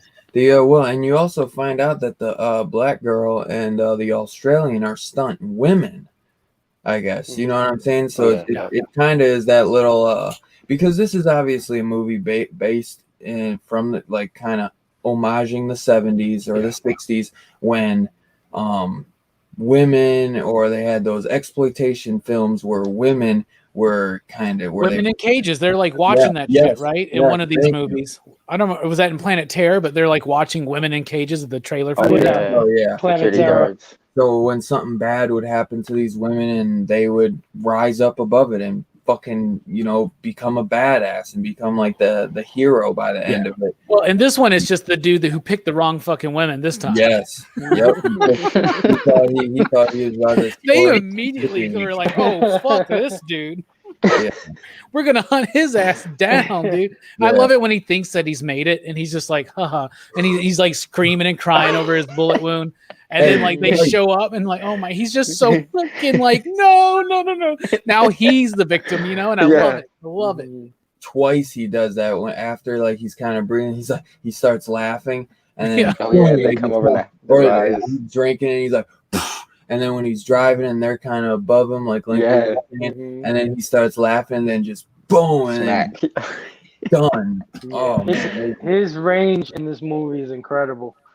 Like did you see the scene where he was talking to Butterfly? What's her name? Butterfly? Yeah. Oh yeah. And he starts doing like John Wayne impression. It's so creepy. And all the girls like creep the hell out. Yeah, he's like, hey, little lady. And they're all looking at him like, holy shit. But Butterfly, he's doing his Jack Burton. Butterfly's entranced. You look at her through that whole scene, she's just staring at him. Yeah. She's like, do I make you uncomfortable? She was like, yes, you do. Yeah, but she's like uncomfortable but tranced, like you said. Right. Yeah. And Bobby's right. The radio DJ, or is it the second woman? It's the second one. She's the one I think that was in Rent or something, right? Yeah. We cannot forget about Quentin Tarantino. Playing the bartender. I liked his role better in this one than in Planet Terror. Yeah. Planet Terror, he was a big creep, but in this one, I was like, "Hey, I like this guy." And I found in the behind the scenes they were actually drinking, and Quentin's like, "Let's do another take," and they drink, and he's like, by the end, he's like, "That's why we're fucking wasted." You know what I'm saying? Or Eli Roth is telling the story because he was there sitting at the table, and he's like, "Come on, let's do another," and they just kept getting drunk, and Eli said he like snuck out. He's like, "Man, he's like, you trying to fucking get me wasted, man?" It was funny though, man. I guess I'll have to smoke this weed all by myself. Oh no, come on, guys. Throwing it back to cabin fever. It's not so private. It's not so private. But I love too when Quentin, because stuntman Mike, and he's like, go ahead, ask anybody. And Rose McGowan, forget the blonde girl who she's playing. I don't know if they say her name. And she's like, who is this? To Quentin, and he's like, stuntman Mike. And they come back in, and he's like, so I try to ask the bartender about you, and he couldn't really tell me. And he's like, well, I kind of can't really say that I know. He's like, he just shows me a scene of this car crashing, and he just says that was me or something. You know what I mean? He's like, he tells me he's stuntman Mike. He shows me a movie and says that's me, and I'm like, okay, he's stuntman Mike. Stuntman Mike. Right? Yep. I love But it. let me. What was the other one? Was there stuntman Bob? Was that the other one? There was stuntman Bill. His brother. Yeah. His man Bob. Oh my God. What was that favorite? Do you think this is like the first time he's done this? Because I mean, the way he wrecks his car the first time around, I'm pretty sure he doesn't have a bunch of those laying around, so he could do this all the time. Well, he fixes it, right? He gets the insurance and he fixes it because that's his MO. Is that he goes and the girls are drunk, but he's not.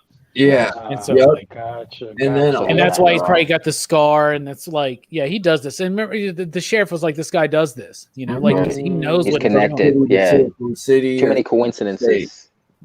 Yep. Okay. Because also there's in the extended cut they show that it's like 6 months or 8 months later because he's in the hospital laid up, and the sheriff can't talk to him because he's all fucked up or something. And then it cuts to like 8 months later, and then you see him driving past the convenient, and he's stalking his new prey. You know what I mean? Right. So there's definitely. And I think the first kill invigorated him, because if you look in the first scenes, he's wearing like an icy hot jacket. You know, icy hot, you're old and stuff, and nobody's paying attention. And then in the second half, he's got his cool black T-shirt on. He slicked back his hair. It's like he got a renewed, energy. He's feeling like the first set of girls. Like a little bit like a vampire, right? He's like gets something out of this, like he's absorbing some kind of force, you know. And he's like, it's like Highlander, right? It's the quickening. He's like, yeah. Yeah, man. What about the guy who's always in all the Happy Gilmore films? Or leave the chick with? You never know how that winds up in the cut that I watched. By the way, I was gonna say, I was thinking, I was like, what if they did a cut and then like 20 years later, or like 5 years later, and they're getting married or some shit? Like, I was just thinking of did you never find out what happens? Isn't that the guy in Kill Bill that plays Buck? Yep. Yeah. Is it? My name is Buck, and I like to fuck. Yeah. So she drives the pussy wagon around, or whatever the hell it is. Because they fucked his car up. Like, what do you say to that? You know what I mean? They're gonna have to buy it now, man. Right? Psycho came out of nowhere. God damn it! You and your fucking what was the game called? Ships Masters or whatever. Ships and Masters, or something. Yeah. And when the Australian's trying to get her to play, and she's like, "Oh hell no, bitch! You said that we was never playing that shit again." And she's like, "No, bitch! You said never ever." And she's like, "Well, I know." And, she's like, "But I didn't know I was coming to the U.S. or whatever." And then she like turned, like the black girl walks like 5 feet ahead, and she's like turning with her arms, and she's just like strutting, and they're like doing. You see the close up of the black girl, and you could see her behind her, which is great camera work. And she's like, "Come on, please, I'll crack your back." Bitch, you gonna crack my back anyways. Anyways. She's like, "But now I'm gonna be your backpack." She's like, "Now I'm gonna be your backpacking slave. All you gotta do is say, bitch, get over here and get busy." And her expressions. The wheel, you could see the wheel start turning. She's like, "Oh, I'm liking this." That's so funny. I'll tell you one thing. Rosario Dawson's hair It's so fucking weird. The bang, it's distracting. It's really distracting. She is a beautiful woman, but the hair, that is the worst hair she's ever had in any movie. Super bang or whatever it was. Oh my god, Robbie, you see Rosario's hair in it? Like, oh my god. I don't know what you guys had talked about when I stepped away, but what about when Zoe's like beating the shit out of him with that pole through the fucking window? Oh my god. He's like, ah. She runs straight after his ass, dude. It's so great, man. Yeah, she's badass. And Rosario's getting those punches in at the end too. All of a sudden, she's a badass. She's just a makeup artist. Yeah, right. Yeah. No, and then the way they asked each other as if they've done this before. The way they asked, like, you want to go get this guy? It's like, let's kill this motherfucker. It's like, yeah, right. Like, okay, whoa. We're committing murder. Right, okay, right. Yeah, because she's the mom. They were justified. Yeah, she's the mom, and then she's just like, let's kill this motherfucker, and they're looking like, god damn, you know what I'm saying? Yeah. And, right? And what did we just open they're up in her?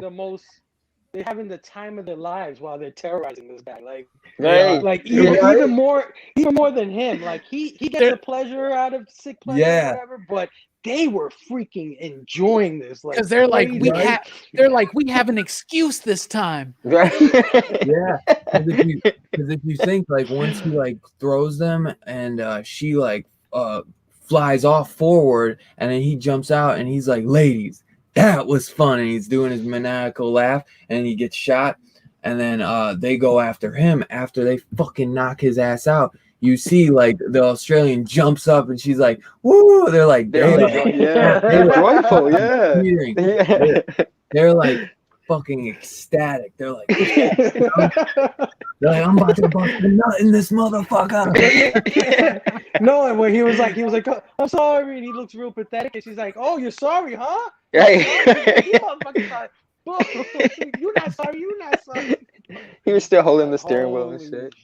Right, he's like, I don't give a fuck, motherfucker. You fucked with the wrong one. You know I can't leave without tapping that ass. One. There's some great ones in this, though. Definitely, it's definitely it little slower to get into, but great dialogue. And once it gets into the stunts and everything, especially, I mean, once Rose McGowan gets in that car, she is trapped. She's trapped in that box. And once he does that, he stops and just boom, and her face smashes in.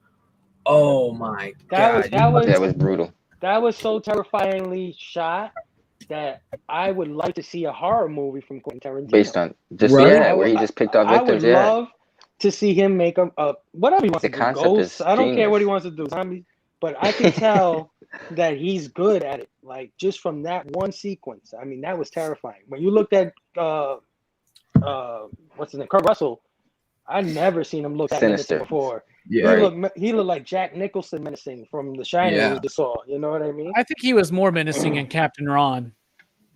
Captain Ron. Because, like, I mean, he's so annoying. Yeah. He's got that eye patch. Martin Short is pretty creepy in that too. He's more menacing as Ego from Guardians. We're gonna bring. By the way, we got to bring you two in one day. We'll do Captain Ron on PCP movie night. Let's do it. I'll definitely do it. That used to be my profile pic on Facebook. Was just Ron, just like the fucking movie. Kurt Russell's been so many great characters, man. Yes. Was the Italian Vogue dude? Was that the same actor from Planet Terror with the bone saw, where he the who dude? The Italian Vogue dude, where like Rosario Dawson goes into the convenience store and she walks out. He's like, because that's from the extended cut. So I didn't watch that. Oh, okay. And then they come out and they're like, the cashier clerk's got the Italian Vogue, and they're like going nuts about it. Like he wants 10. Bitch, well, we gonna go half on that shit or something like that. And they're like, well, what about her? They're like, man, she don't give a fuck about no Italian Vogue. That's ours, you know what I'm saying? And they say something? They're like, and we're gonna let the ladies get a little sneak peek for it, like $1 a piece just to look at it or something. It's something stupid, but I forget who the guy who it was they put on there though. I'm trying to think. Can't think of the damn name because that was like a month ago that I saw that version. Thought it was. I was gonna say. I thought it was the same. You think it was Nicky Cat? Is that what you're saying? Okay. Yeah. It might have been, honestly. Nicky Cat, y'all. I'm serious. This dude is so fucking good at his movies. He was in Boiler Rooms. Anybody remember that movie? Boiler Room? Yo, classic Ben Affleck. That's such a great movie that nobody talks about anymore. No one at all. Like such a great movie. Way of the Gun. Christopher McQuarrie. Yeah. Christopher McQuarrie did Way of the Gun. It was like his follow-up to Usual Suspects. This movie is like the best modern day Western I've ever seen. Ryan Phillippe, Benicio del Toro, Juliette Lewis. Like, oh my God, it's such an underappreciated film. Way of the Gun. Yeah. Nicky Cat, Taye Diggs. Oh yeah, oh my God. Boiler Room. They're the bodyguards. Oh, Boiler Room's great, man. Boiler Room's fucking amazing. It's like it was the Wall Street of the late 90s. For me. Yeah, it was. Yeah, you're right. Giovanni Ribisi's like running that fucking casino in his fucking apartment. I love it. Yeah, he's so great. I love him in movies. I love Giovanni Ribisi. Yeah, I really do. I do too, man. He's great. His sister is the redhead in Dazed and Confused that Matthew McConaughey gets the hots for. Oh, I never knew. No way. Yeah. Marissa, I think Ribisi, but yeah. I think Giovanni's a Scientologist. No way. I think he is. That's weird. I don't hold it against him. Yeah, right. I was gonna say that's why he's so able to go so deep in his roles. Or so. Him and Nicky Cat are in a movie that Richard Linklater did. It was the follow-up to Dazed and Confused called Suburbia. It's not the Suburbia from the 80s, but it's a different one where it's just about these like post-high schoolers like hanging out at a convenience store all night. That's all they do. And then one of their friends comes back into town. He's a successful musician now. It's a really brilliant film. If you can ever check it out, it is worth it. Giovanni's the main guy, and Nicky Cat is in it. Parker Posey's in it. It's such a fucking, as Dylan would say, phenomenal. Definitely check it out. Richard Linklater, he takes chances with his films. So good. Oh, definitely, dude. Huh. Yeah, I don't know if he is a fucking part of Scientology. It doesn't say on his Wikipedia. I thought I remember hearing something about that too, though. I'd be pleased if he wasn't. I'm just right. Yeah, I'm sure he does that. I would if I was Kurt fucking Russell. Right. He's a legend, man. Right, dude. I made John Carpenter. He's been a damn star since fucking he was probably like 10 years old, man. I made Disney. Right? For real. All those Disney movies. The Computer Wore Tennis Shoes. Don't forget about that. Oh, wow. That was one of David Hatch's favorite movies, y'all. So, hell yeah. We need to do it. We need to do it, man. Station to David Hatch. And I mean, now look at his son, bro. Like his son's getting into Disney with being U.S. agent. Everybody hates his ass though because he played U.S. agent. Dude, they're tripping, man. It's just like the kid that played Joffrey in Game of Thrones, man. Every time somebody sees that dude in real life, they just punch him in the face, and he's like, "It was a role." Well, Joffrey has that punchable face, but dude, it's like the guy is an actor. It means that he's doing his job. Good at his job, right? And, he played hockey at UAH, University of Alabama in Huntsville, for the Chargers, the team in my town. Yeah, Wyatt? I didn't know that. He was a goalie at our hockey team. Yeah, really? Because he was in Goon 2, which is a hockey movie with Sean William Scott. Oh yeah, I love that movie, dude. Yeah. He was a goal. I think he was a goalie, but he was a hockey player at our college here, UAH. I can definitely see No it. way. Yeah. I'm shocked though. There was a big deal one time because I think it was graduation or something, but Goldie Hawn and Kurt Russell were here or some shit like that, and like it was like a big hoopla. Also, Little Richard's buried here at Oakwood University. Oh wow! Yeah. Dude, isn't that crazy? That is crazy. That's cool though. That's cool. Yeah, he went to like Oakwood College or something, so like he's buried here. So it's like a historical black Seventh-day Adventist college that's like very old school here. So yeah, fucking Little Richard, man. Tutti frutti. It was a big deal. Like the funeral, like, well, we're gonna have to. They had to block off like streets. you know, for Little Richard's funeral. It was like the biggest thing to happen to Huntsville since Elvis came here in '72. What's up, Robbie P? That's my dog. Sorry, I had to say something about Robbie. But yeah, man. So anything else y'all want to touch on, or y'all want to get into ratings and then show and tell? Y'all good? Yeah. Anything else, Fable? All right.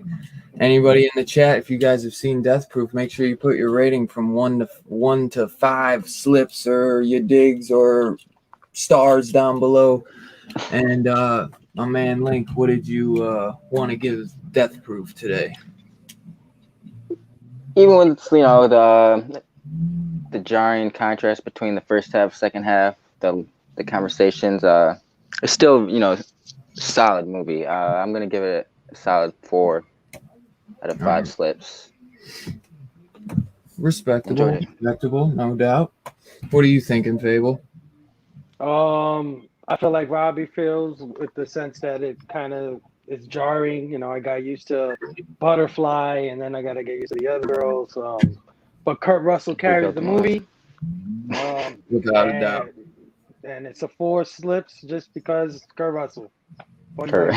Station Kurt Russell.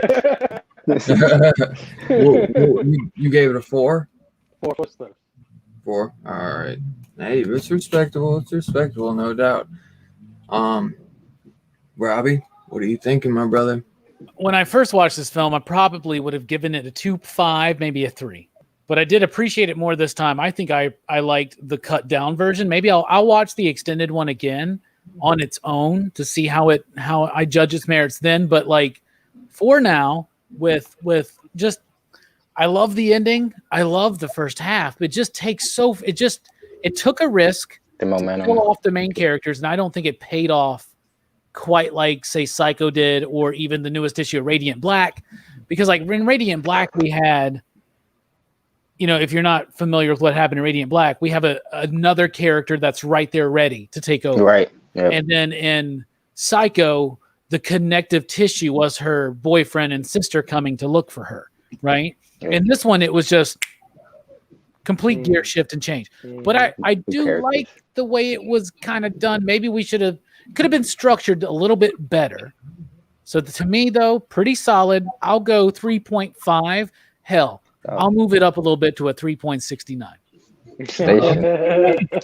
Can't go wrong with that. So 4. But Fable's right. Kurt Russell carries. Without a doubt. Legendary. If you had somebody else, it might not be as good. I mean, he really elevates it. He always Sky High. I mean, that's a fun movie, but right? Yeah, it's a standout. Sky High. It may not be Quentin's best stuff, but it's some of Kurt's best stuff. Yeah, absolutely. He's great in it, man. That's honestly why it's worth checking out the extended, just because you get more of Kurt. And you can't go wrong with it. More Kurt. So it's just awesome, man. I do enjoy it, man. So I'm gonna give it a 4 as well, because I've always loved this film. You know what I mean? And I think it's great. I think it is a good Quentin Tarantino film. It's not his best. It's not my favorite, but I always have fun watching it. Even with some of the dialogue, which is he's just great at, but to some people the dialogue could be a little not his best. Overkill. Yeah. Like you perfect out the window, but it still works, and it is it's a homage to all those, grindhouse exploitation films that they did back in the day. And Quentin has always been a firm believer in giving women roles and making them badasses. I mean, look what he did with Kill Bill and shit. You know what I mean? Jackie Brown. I mean, that is a fucking awesome film. Because he's throwing back to an era in which that happened. Right. And how that's tied into exploitation. And it was the same thing with people of color having very powerful roles in films in the 70s. But it gets tied up into the whole exploitation idea, which is the whole grindhouse idea. And I love how he throws it back to that, because that's how it started. It's because it's subversive. It was subversive to have people of color and have women be in charge and to have revenge on white dudes. You know what I'm saying? That was a subversive idea. And so, of course, it's filmed and filled with sex, gore, and violence, because that's irreverency, and that's what we fucking love here, man. Hell yeah. Stick it to the fucking man, dude. What they don't want you to do, fucking do it. And as a whole, I just want to say, as a whole, I give it a 4 or 5 as an entire package with the trailers and everything. Without a doubt, for real. They know the aesthetic for what they're going for sure. Yeah. It's awesome. So before I end that portion, we'll go back for anyone who might have missed it. Planet Terror, my man Link gave it a 4.69, straight up. Fable gave it a 4. My man Robbie gave it a 4.5, and I gave it a 4.5 as well. Death Proof, which we just said, Link gave it a 4. Fable gave it a 4. Robbie gave it a 3.69, dudes, and I gave it a 4. So, as a whole, both movies, we'll go a little bit higher than 4.5, and we're gonna even it out to a 4.69, dude. Yeah, man, this was a great. This is a great double feature to watch. If you were a fan of going to the drive-in as a kid, which luckily I still have a drive-in about 20 minutes away from me, and we go every summer, dude. I love it. I actually last October, even though it was cold as shit, we went and saw the Halloween. Nice. I remember that, because you didn't show up to movie night. We had to end the trip. We have one 2 towns over. It's the town that Jamie lives in, actually, and Jamie's going to drag me there, because I've always been against the idea of drive-ins, because I like to go. I want to go and like you're going to tell me I got to sit in my car, leave it running, and listen to this shit on the radio, bruh. And it's how much? Fuck that. Are you serious? So anyway, but I'm excited to try and finally have that experience. I've never done it, but it's always seemed ridiculous to me. Anyway, I love the theater experience. I'm glad it's back. I watched Spiral in theaters this week, last week, and it was just great being back in the theater. Yeah. And I think I'm going to go watch. I got my AMC pass. I signed up for that shit. So I think I'm going to go see Quiet Place. But even though I've only seen Quiet Place one time, and I fell asleep because that movie was so quiet. And I was like, if I start a movie after 9, I'm falling asleep, bro. It's just, I'm 40 now, man. I'm an old man, I guess. Like Giller says, I'm 40 now. Y'all have to listen to me. I can't. Right, Fable? Is that how it works? Dude, I can't. I can't. Nobody listens to me though, so I don't know.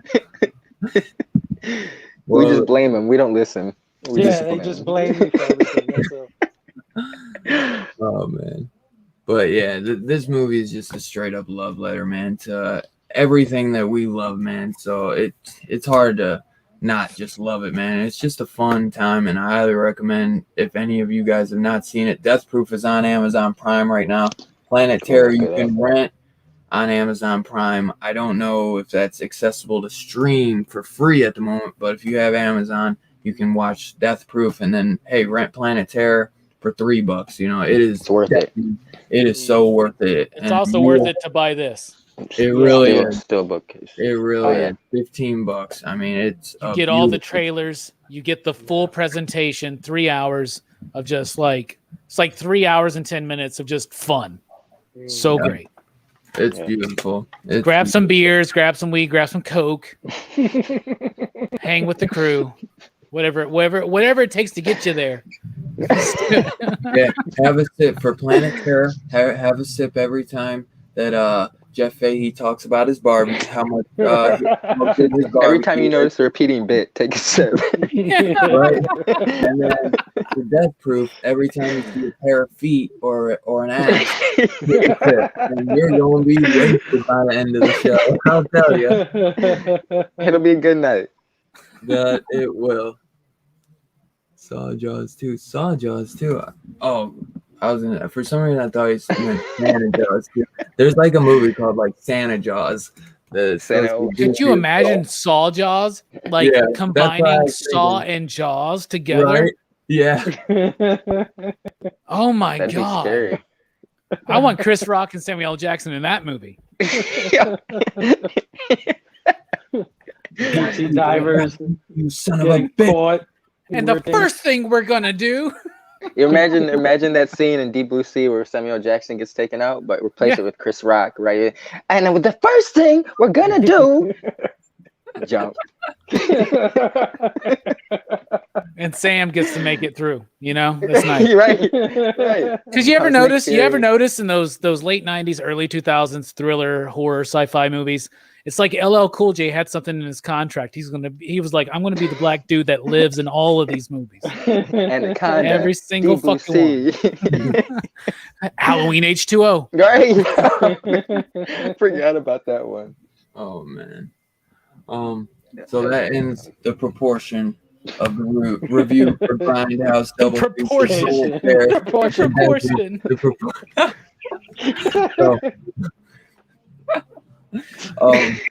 Now we'll get into a little show and tell. I don't have really much this week. Been a little strapped on dough, but Link, Fable, if you guys have anything you want to just show off, if you want to grab it while Robbie shows his stuff off real quick. It doesn't have to be horror, just if you got like a figure, just anything you want to show off. No worries. We'd like it to be horror related, to be honest. Stick with the theme. Whatever. What do you got? All right. What do you got for me, Robbie? I know I always forget. I'm the bad host that forgets to tell them ahead of time. I would assume they knew. Yeah, I was gonna say I gotta get more horror things. You're like Link. Stuff. You're like, dude, you didn't tell me nothing. Oh, I just got my 2 replacements. Oh, nice. Yeah, I still got to call them to replace mine because my 3 doesn't play. Oh, they'll send them like the next day too. Nice. Once you call them, it was very quick. The funny thing, they didn't send the disc. They actually just sent me 2 new cases, like sealed. I was like, wow. I was like, oh, nice. Do they work? Yeah. Okay. As soon as I got them, I checked them because make me big so people can see this. Ooh. There you go. So like, there's the Puppet Master set that Dylan showed off, and yes. Look at that. You know what's great, though? I'm going to call them like Dylan did because my 3 doesn't work, but my 4 does. But I'm going to tell them my 3 and my 4 doesn't work. So I'll get another 4, and I'll replace it with this disc for 3 with the case, right? So that mine will they did that to you, too? Isn't that so weird? So fucking weird. Okay. Well, I got some. Well, no, they're going to give you the same case for 3. So you would just switch. You would just put that in for 4. That's literally what I just said. No, you said you were gonna. Oh, I thought you said you were. Whatever. It doesn't matter. I got the new issue of Scream this week. Nice. There it is, right there. It's got a nice bit on some of the Hammer films and American Werewolf in London. Speaking of the Hammer films, I got another Dracula film because it's a goal of mine. You got to have collecting goals, or else you're just buying random shit. You're at the will of the Blu-ray gods. By the way, Vinegar Syndrome has a deal going on right now until 11:59 p.m. Monday night through Memorial Day. A lot of their shit's half off. I've already put in one order. I think I might put in another. But from Scream Factory, I got Dracula, Prince of Darkness. That's the second Christopher Lee Dracula movie. No slip? No, I didn't get the slip, bro. Sorry. I didn't. I didn't. All right. There you go. I thought it might come with one. So I have another goal is to get as many Linnea Quigley movies as I can and have her sign as many of them when I meet her in October. My tickets are bought. My Airbnb is booked, and it's a Big Lebowski themed Airbnb. So nice. I'm super excited. But this movie was $60 on Amazon a couple weeks ago, and I just put it in my wish list. Here's some fun facts. If you see something that you like, put it in your wish list and keep checking your wish list daily, and it will let you know if it's gone up or down. And what was $60 became $16, so I snatched up Hollywood Chainsaw Hookers. Wow. Yes. Got that? I almost wanted to grab 2 of them, dude. Right? I should have, probably. Right, I think they're probably about to be 60 again. Yeah. Got Spiral finally. The Adam Green co-directed movie we talked about. This movie is fucking awesome. If you guys still haven't seen this, you need to watch it. It is so freaking good. And Amazon had it really cheap. Jay Strick let me know, and I was very grateful for that. And finally, I got it, Dylan. Nice. Really good, great shape too. So dude, mine's so fucked up. It's not even. I'm yeah, I got the It's Alive trilogy. So there's It's Alive. Then of course we got It Lives Again and Island of the Alive. I'm really excited to get into these. And now all I need is the Fly box set, and I think I got all the ones that I can get. Sweet. So no, they got one more of the Wreck box set, but I don't know if you want that. oh one. yeah, it's on my Amazon wish list, and it's actually at a decent price right now. So I'm thinking I might pull that trigger eventually. We'll see what happens. Yeah. If you want that to happen for me, buy some of our exclusive variants. Anyway, that's what I got, Dylan. Oh yeah.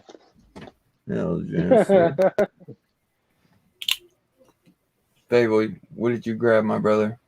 I didn't get too much this week. Just a few comic books and a figure. Ended up getting this Wonder Woman. Oh, that's Wonder Girl. Beautiful. Grandpa Chrome, and if you look on the back, they also did the back in chrome. Yo. So it's Love double it. chromed. Yeah. Love it. Double chrome, man. Then I got Oh, by the way, speaking of chrome, what about how Jesse James made Jeff Fahey, the barbecue guy, a free bike? Remember that? And He made it personally himself. Because his barbecue so damn good. Was Best in Texas. Batman 108 Carla Cohen cover. That's nice. clean. Yeah. Miracle Molly. Yeah. And I had some Miracle Molly one time, man. That was a good night.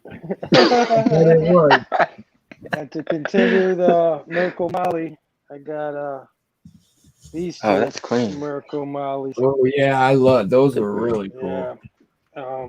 I noticed that she has bubblegum in one, and she doesn't have in the other. I didn't Oh yeah, look at that. until recently. All right, so I got that. Then one of my favorite books is Something's Killing the Children. So I got the beautiful Jenny Frizen. Hell yeah. And then I also ordered the Alexa Zerrett. Oh, nice. Dude, those are gonna be going for some money, bro. Fuck yeah.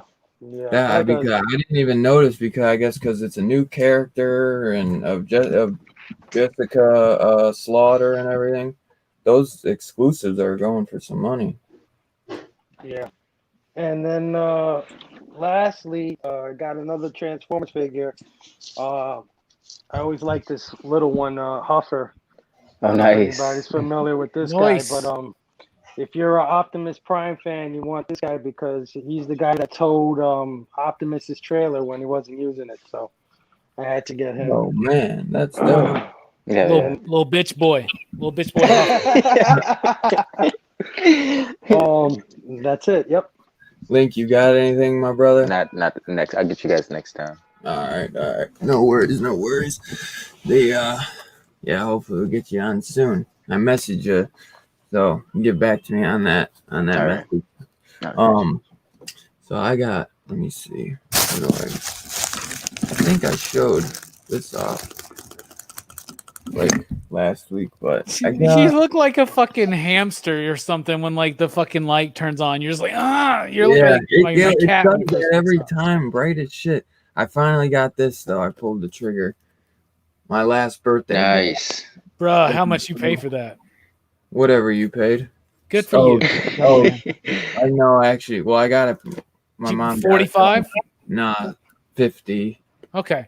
But it was the one that was sold as used, but it's sealed. Yeah. It came pretty good condition. Wow. I really wish I would have got those Vinegar Syndrome. That Vinegar Syndrome. That sale's going until Monday. I think. God damn it! If I have one more beer, I'm buying them tonight. You're gonna force yourself to drink another beer now. So nice. I'm excited to check these out. The third one's in 3D. Yeah, like in 3D. Yeah. Well, I've seen them all plenty of times, especially the first one. I think that's the first time it's on Blu-ray in 3D though. So probably it's kind of like the Friday 13th. It's really dope. Yeah, both the 2D and Blu-ray versions are on the same disc. Little strap though, not really any special features, which is a little bummer, but whatever. I'm glad. It happened a lot with the earlier releases from Screen. I'm excited to check out the transfers on it though. And I also got this is a Stephen King. I just got this today. Stephen King and a Clive Barker. Quicksilver Highway, written and directed by Mick Garris. One short story is by Stephen King called what was it? Chattery Teeth, and The Body Politic by Clive Barker. So it's two stories that were adapted into kind of like it's kind of like an anthology because it's two stories in one movie. But had to pick this up because it's kind of hard to find. It's at Old Anchor Bay, and this was the only one I ever. This is actually still sealed, so I paid like $2 extra for it to be sealed. So I was like, "Fuck it, I'd rather have with DVDs, man." I know, dude. That's nobody like knows about this one, and that's why I had to get it before it because there was like 2 copies on eBay, and I was like, for $2 extra, I'll get it brand new because with DVDs, man, if they got any scratches on them, sometimes that could fuck it up on the playback. Yeah, I didn't want to risk that, so I was like, for $2 extra, why not? I think that's all I got though. Yep, I believe that's all I got. Nice young man. I'm proud of you. Yeah. It's a nice pickup, that Amityville, man, because that shit goes for like $70-$80 all day. Yeah, I know. That's why I was like, because I kept going back and forth because I was like, man, how much am I going to watch them? But I was like, we'll review them one day. And they're great. Like, these are great to watch during Halloween, without a doubt. They're good. Because I watched them so much. I was like, how much am I? But I was like, I'd rather pay that than having to pay like $120 in the future. You know what I'm saying? Or just not have it. So just glad to have them in the collection. And, so for a sneak peek, because I think I showed these off last week, sneak peek on what we will be reviewing next week, my brothers, even though if you were here the entire show, you heard me kind of tease about it. We will be doing The Hills Have Eyes remakes 1 and 2. So yeah. Station to the first one. Look at how ecstatic Robbie is. Look at how ecstatic Robbie is. That's that zombie. That zombie. Alejandro or some Alexander or Alexandre Aja. Yeah. He actually recently did Crawl, bro. You never seen these, Robbie. You've never seen these, Robbie. So you can't keep shaking your head, bro. This movie is fucking awesome, bro. I'm just saying now I gotta. Okay, so the second one's on Tubi, but I'm gonna have to fucking rent the goddamn first one. The first one, yo. If anything, you owe me $4. You owe me $4. Man, I had to rent Mother of Tears for your birthday, son. You owe me $4. That's a good movie. If I like this movie, you don't owe me $4. But if it gets less than 4 you digs, you owe me $4. If it gets less than 4 you digs, man, barely $1 a day. Anything barely gets 4 you digs with you. What the fuck does that even mean? And when it comes to horror movies, I throw away you digs like it's goddamn fucking. I don't know, something I have a lot of. You know? Okay, I think you're gonna enjoy this. I will see so. what you think. You're literally just telling me that the rape scene was even more uncomfortable in that one. You were literally just telling me that like last week. So like, no, it's not that bad. It's not that bad. Emotional weight to it. Whatever. It's not that bad. We'll see. I rewatched it. It wasn't what I thought. It wasn't what I thought. It's nothing like the Rob Zombie unrated version. I thought I went back. And I was like, no, it wasn't. I was thinking of something else. Hey, I think because it gets you so invested in the characters that it just makes you feel a little uncomfortable. Yeah. Every rape scene is uncomfortable. I get that. But they don't show anything. I'm just saying, if I don't like the movie, you owe me $4. Yeah, right. They don't show anything. You know how many horror movies I own that we both own that we could have done next week, you know, that we both would have been into? Funhouse, Chopping Mall. Return of the Living Dead. Like, I don't we could have done so much. And he's like, Hills Have Eyes. I'm like, what the fuck, bro? Are you trying? My response was, your palate, bro. You never seen them. So you maybe think about what people want to see us talk about. Maybe you should ask the chat what movies Adam Green. Maybe you should do a poll. What did you say about Adam Green, sir? What did you say about Adam Green before you did that? I said I was How much hate did you put on Adam Green? Bro, I'm not trying to hate like for real, man. I'm just I'm not saying you're hating. like I'm not saying let's do it. Let's do it. I'm saying I'll do it. I'm pumped. You were pleasantly surprised. I'm pumped as fuck. You were pleasantly surprised. And Alexander Aja is another kind of Adam Green because he's a huge horror fan. He is a huge Hills Have Eyes fan. So I'm not saying you're gonna love Hills Have Eyes 2, but I think you're gonna be pleasantly surprised by the first one. I hope I am. You ever see High Tension?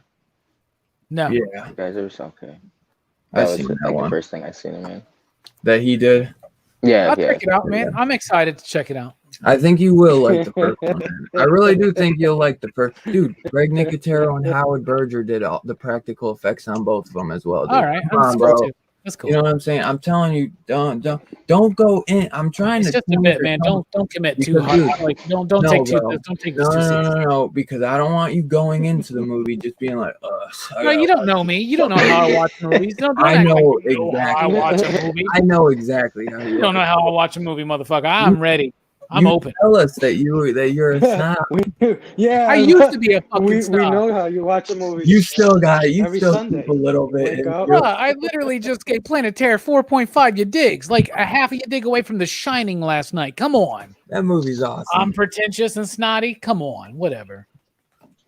That's your words. That's your words. I used to be. I didn't even say people changed, man. I've changed. I didn't even say pretentious either, man. You're adding words. You're adding words. No, I used to be pretentious. I know. You changed. No, I like that. I still have an element of it inside of me. That's why I stopped going back to your old snobby ways. Yeah. You've changed, Robbie. You've grown. Don't go back to your old ways, man. I'm not. That's why I'm going to watch these movies, because otherwise I'd be like not going to make it. I had a feeling. You told me you never watched them, and I went back. If it was as bad as I said, if I thought it was, I wouldn't have had us review it. I went back, rewatched it, and I was like, this is something that I think you might like, man. I'm trying to show you. If you don't like it, fine, bro. Yeah, it's cool. I'm down. I want to see what you think, though. I'm sorry. I shouldn't have said anything, man. I didn't mean to derail the show, bro. It's cool. No more controversy. I'm done with the controversy, man. I'll watch it. I'll give you a review, man. We're going to do Chopping Mall soon, too, because Robbie won't be around on the 19th. So 2 more shows. We got 2 shows planned, and then Robbie will be on hiatus for 1 show or 2. I don't know how long you didn't say how long you'd be gone. 1 for sure. Okay. No worry. If you're gone too, it's okay. I know I know it's okay. Gotta let me know when you guys are doing Hellraiser, man. We're doing Hellraiser to kick off Horror Fest at PCP Movie Night. Yeah, that's gonna be September. Good. All of the Hellraiser movies we'll be covering. So I've been telling the crew, so like they don't need to be surprised. They need to go ahead and start fucking watching them. Like tonight, I'm watching Fast and the Furious because it's time to go ahead and start that shit. Because I don't want to have to watch all of them in 1 week. So yeah, aren't you? Didn't you say though Hellraiser like 1 to 7? If you like Planet Terror and its silliness, just take the gore out. And you got Fast and Furious. You'll enjoy this. Yeah. I've had a couple of beers. Right. Perfect. Yeah. I'm good. Did you say we're watching every Hellraiser film? Every Hellraiser film, bro. I thought you said it was 1 to 7. No. I swear I thought you even said you one. You want me to say that, but no, it's not the case, young man. We're watching them all. No, I swear I thought you did say that. All of them. All right. I didn't know that you wanted to watch the one without Doug Bradley. All of them. There's 2 of them without Doug Bradley, right? Or is he in that? Yeah. I don't know. Is Judgment? I'm sorry, but you're giving me shit about these, and you're gonna make me watch the 2 Hellraiser films without Doug Bradley? Come on, Doug. Come on. Yeah, and I'm also making us watch both Rob Zombie Halloween films to end Horror Fest because we're doing all the Halloween movies. I'm cool with that. I know you are. So what's the problem? Oh well, then. So if we do a Rob Zombie spotlight, do you want to leave those 2 out then to save it for those? I don't give a shit what you do. No. Let me go ahead and get them out of the fucking way. Wait, are we doing a Rob Zombie spotlight soonish? Because if so, like I got to get some movies. Oh no, I'll give you a heads up. Okay. It might be soonish though, but I would give you too soonish, man. I would give you. I gotta watch all these Fast and Furious movies. We're about to start Action Fest. I would give you a big. I would give you like at least a month's heads up. That's fine. Because I know, like we did with Adam Green, even though I don't think we'd have to watch nearly as many movies as the Adam Green and a TV show. Rob Zombie, I think only had like 7 films. What? House of a Thousand Corpses, Devil Rejects, 30, 3 from Hell, 31, Lords of Salem, 2 Halloween films. The 2 Halloween films, and I think that's it. There might be one more that I'm missing. I don't think so though. Yeah, so 7 films. Yeah, that's not too bad. My favorite one is More Human Than Human, the music video. The music video? I think he did an animated movie as well. I wouldn't be surprised. Don't make me watch that. No. We wouldn't do that. Because that's actually probably the worst thing he's ever done. And I know people have controversy about a lot of other shit that he's done. But awesome show, guys. Thanks everyone for hanging out. We love each other. Don't think we weren't fighting. I promise. We weren't fighting. It's a bit. It's kind of a bit. We commit to the bit. But so yeah, next week next Saturday we'll be doing the Two Hills Have Eyes remake. So do your homework, kids, and we'll see you next week.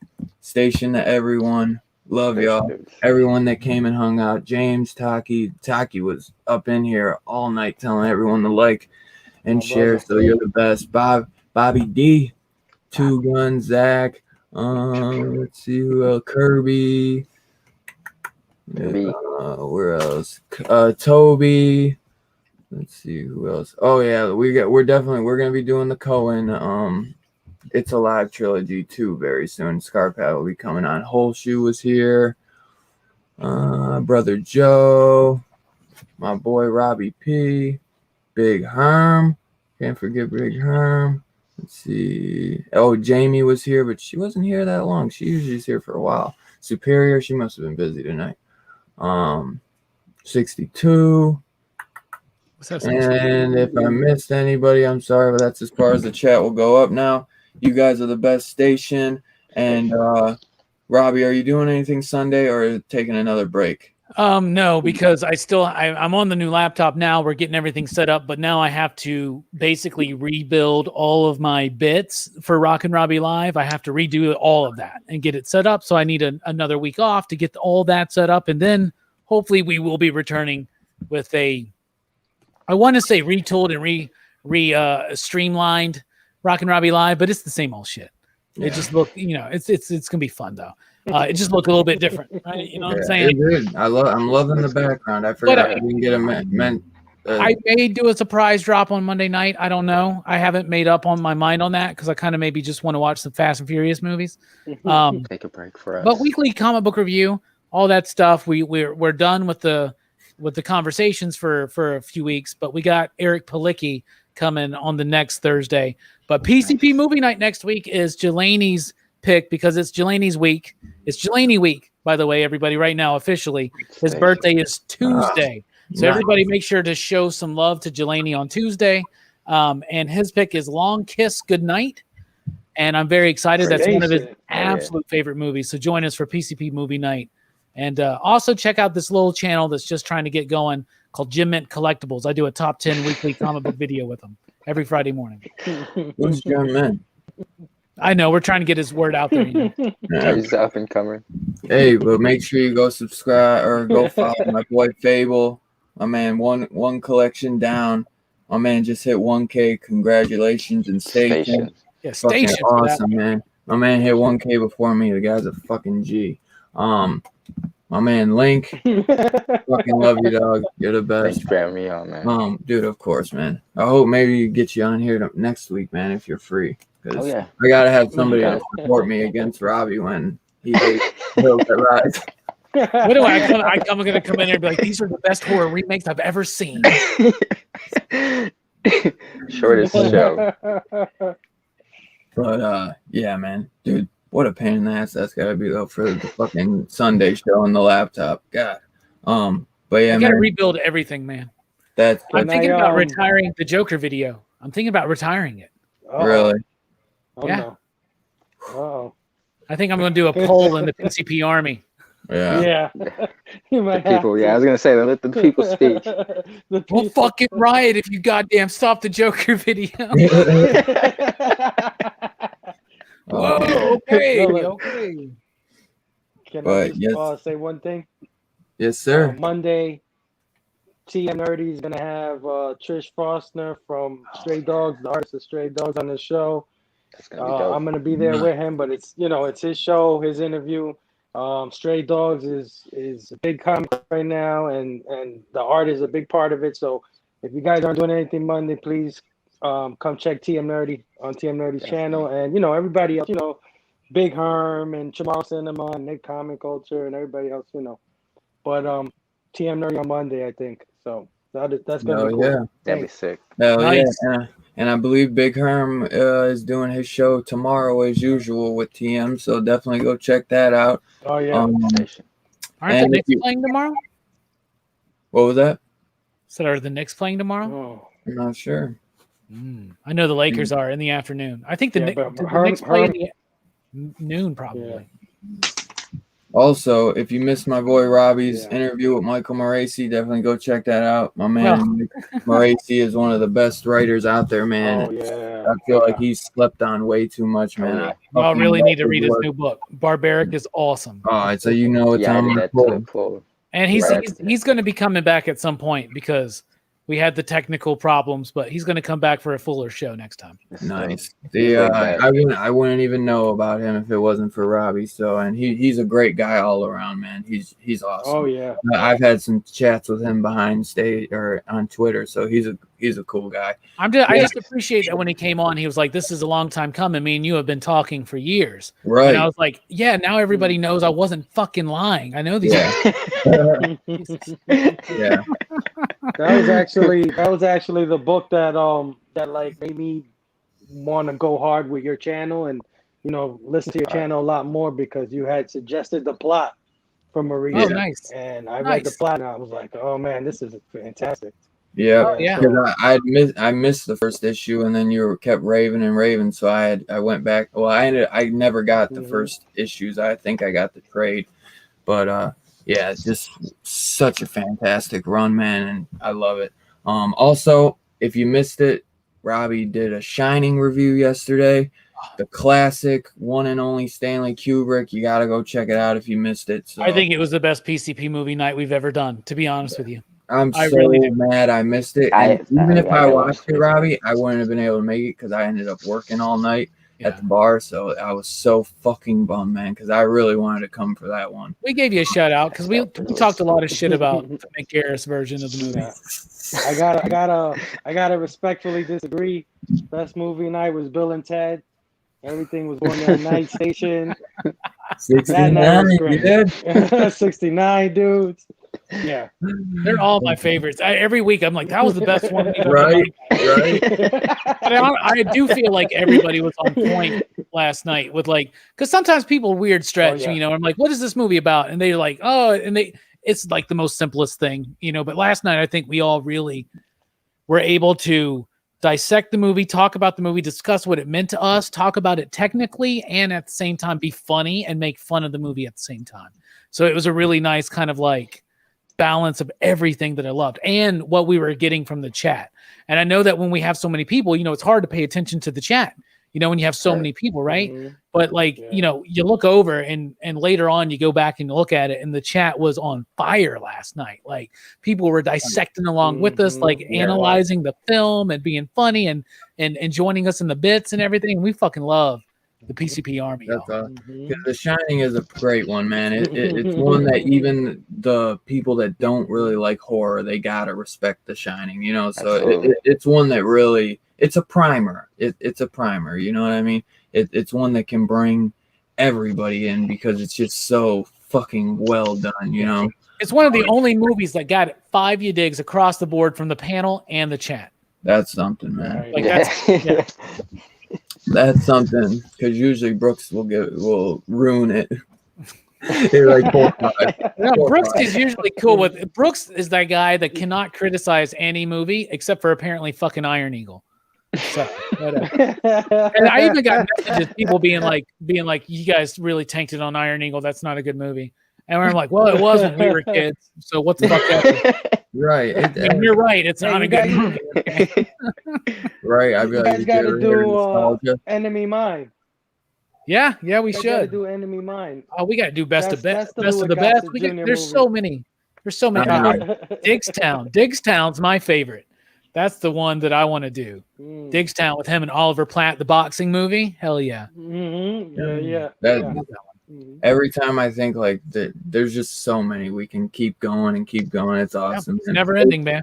Never ending. Even though basically the whole year is planned, so we know what's coming. But there's a lot of good ones. You can plan for next year already. So I don't try to think too far ahead. I get overwhelmed. Right. But coming up in Action Fest, we got Cobra with Sylvester Stallone. Nice. We got Christmas in July. We're going to be doing Die Hard. We're doing the John Wick franchise because I've never seen any of those films. Wow. We're going to have a good time. We're doing Face Off. Classic. Supposed to be. They're supposed to be back and doing equal. And there are 2 PCP Army movie polls. One is Audience Choice Action Fest, and one is Keanu Reeves themed Action Fest. So, hell yeah, that's gonna be tough. Yeah. I like that. I really hope Point Break wins that one, baby. Let's just say that. Yep, go vote. But I'm afraid it's gonna be Speed. No, but it's okay. Point Break, man. Man, though, you know. I mean, they're both good. Got but classics. Point Break for me. Point Break. The sways. You just watch out though. Johnny Mnemonic's gonna come from behind and win it all. Oh man. Yeah, that'd be crazy if it did. Yeah, it would. Yeah. We'll end this on a high note. Station to everyone. Y'all are the best. Station. We'll see you next week. Have a great one.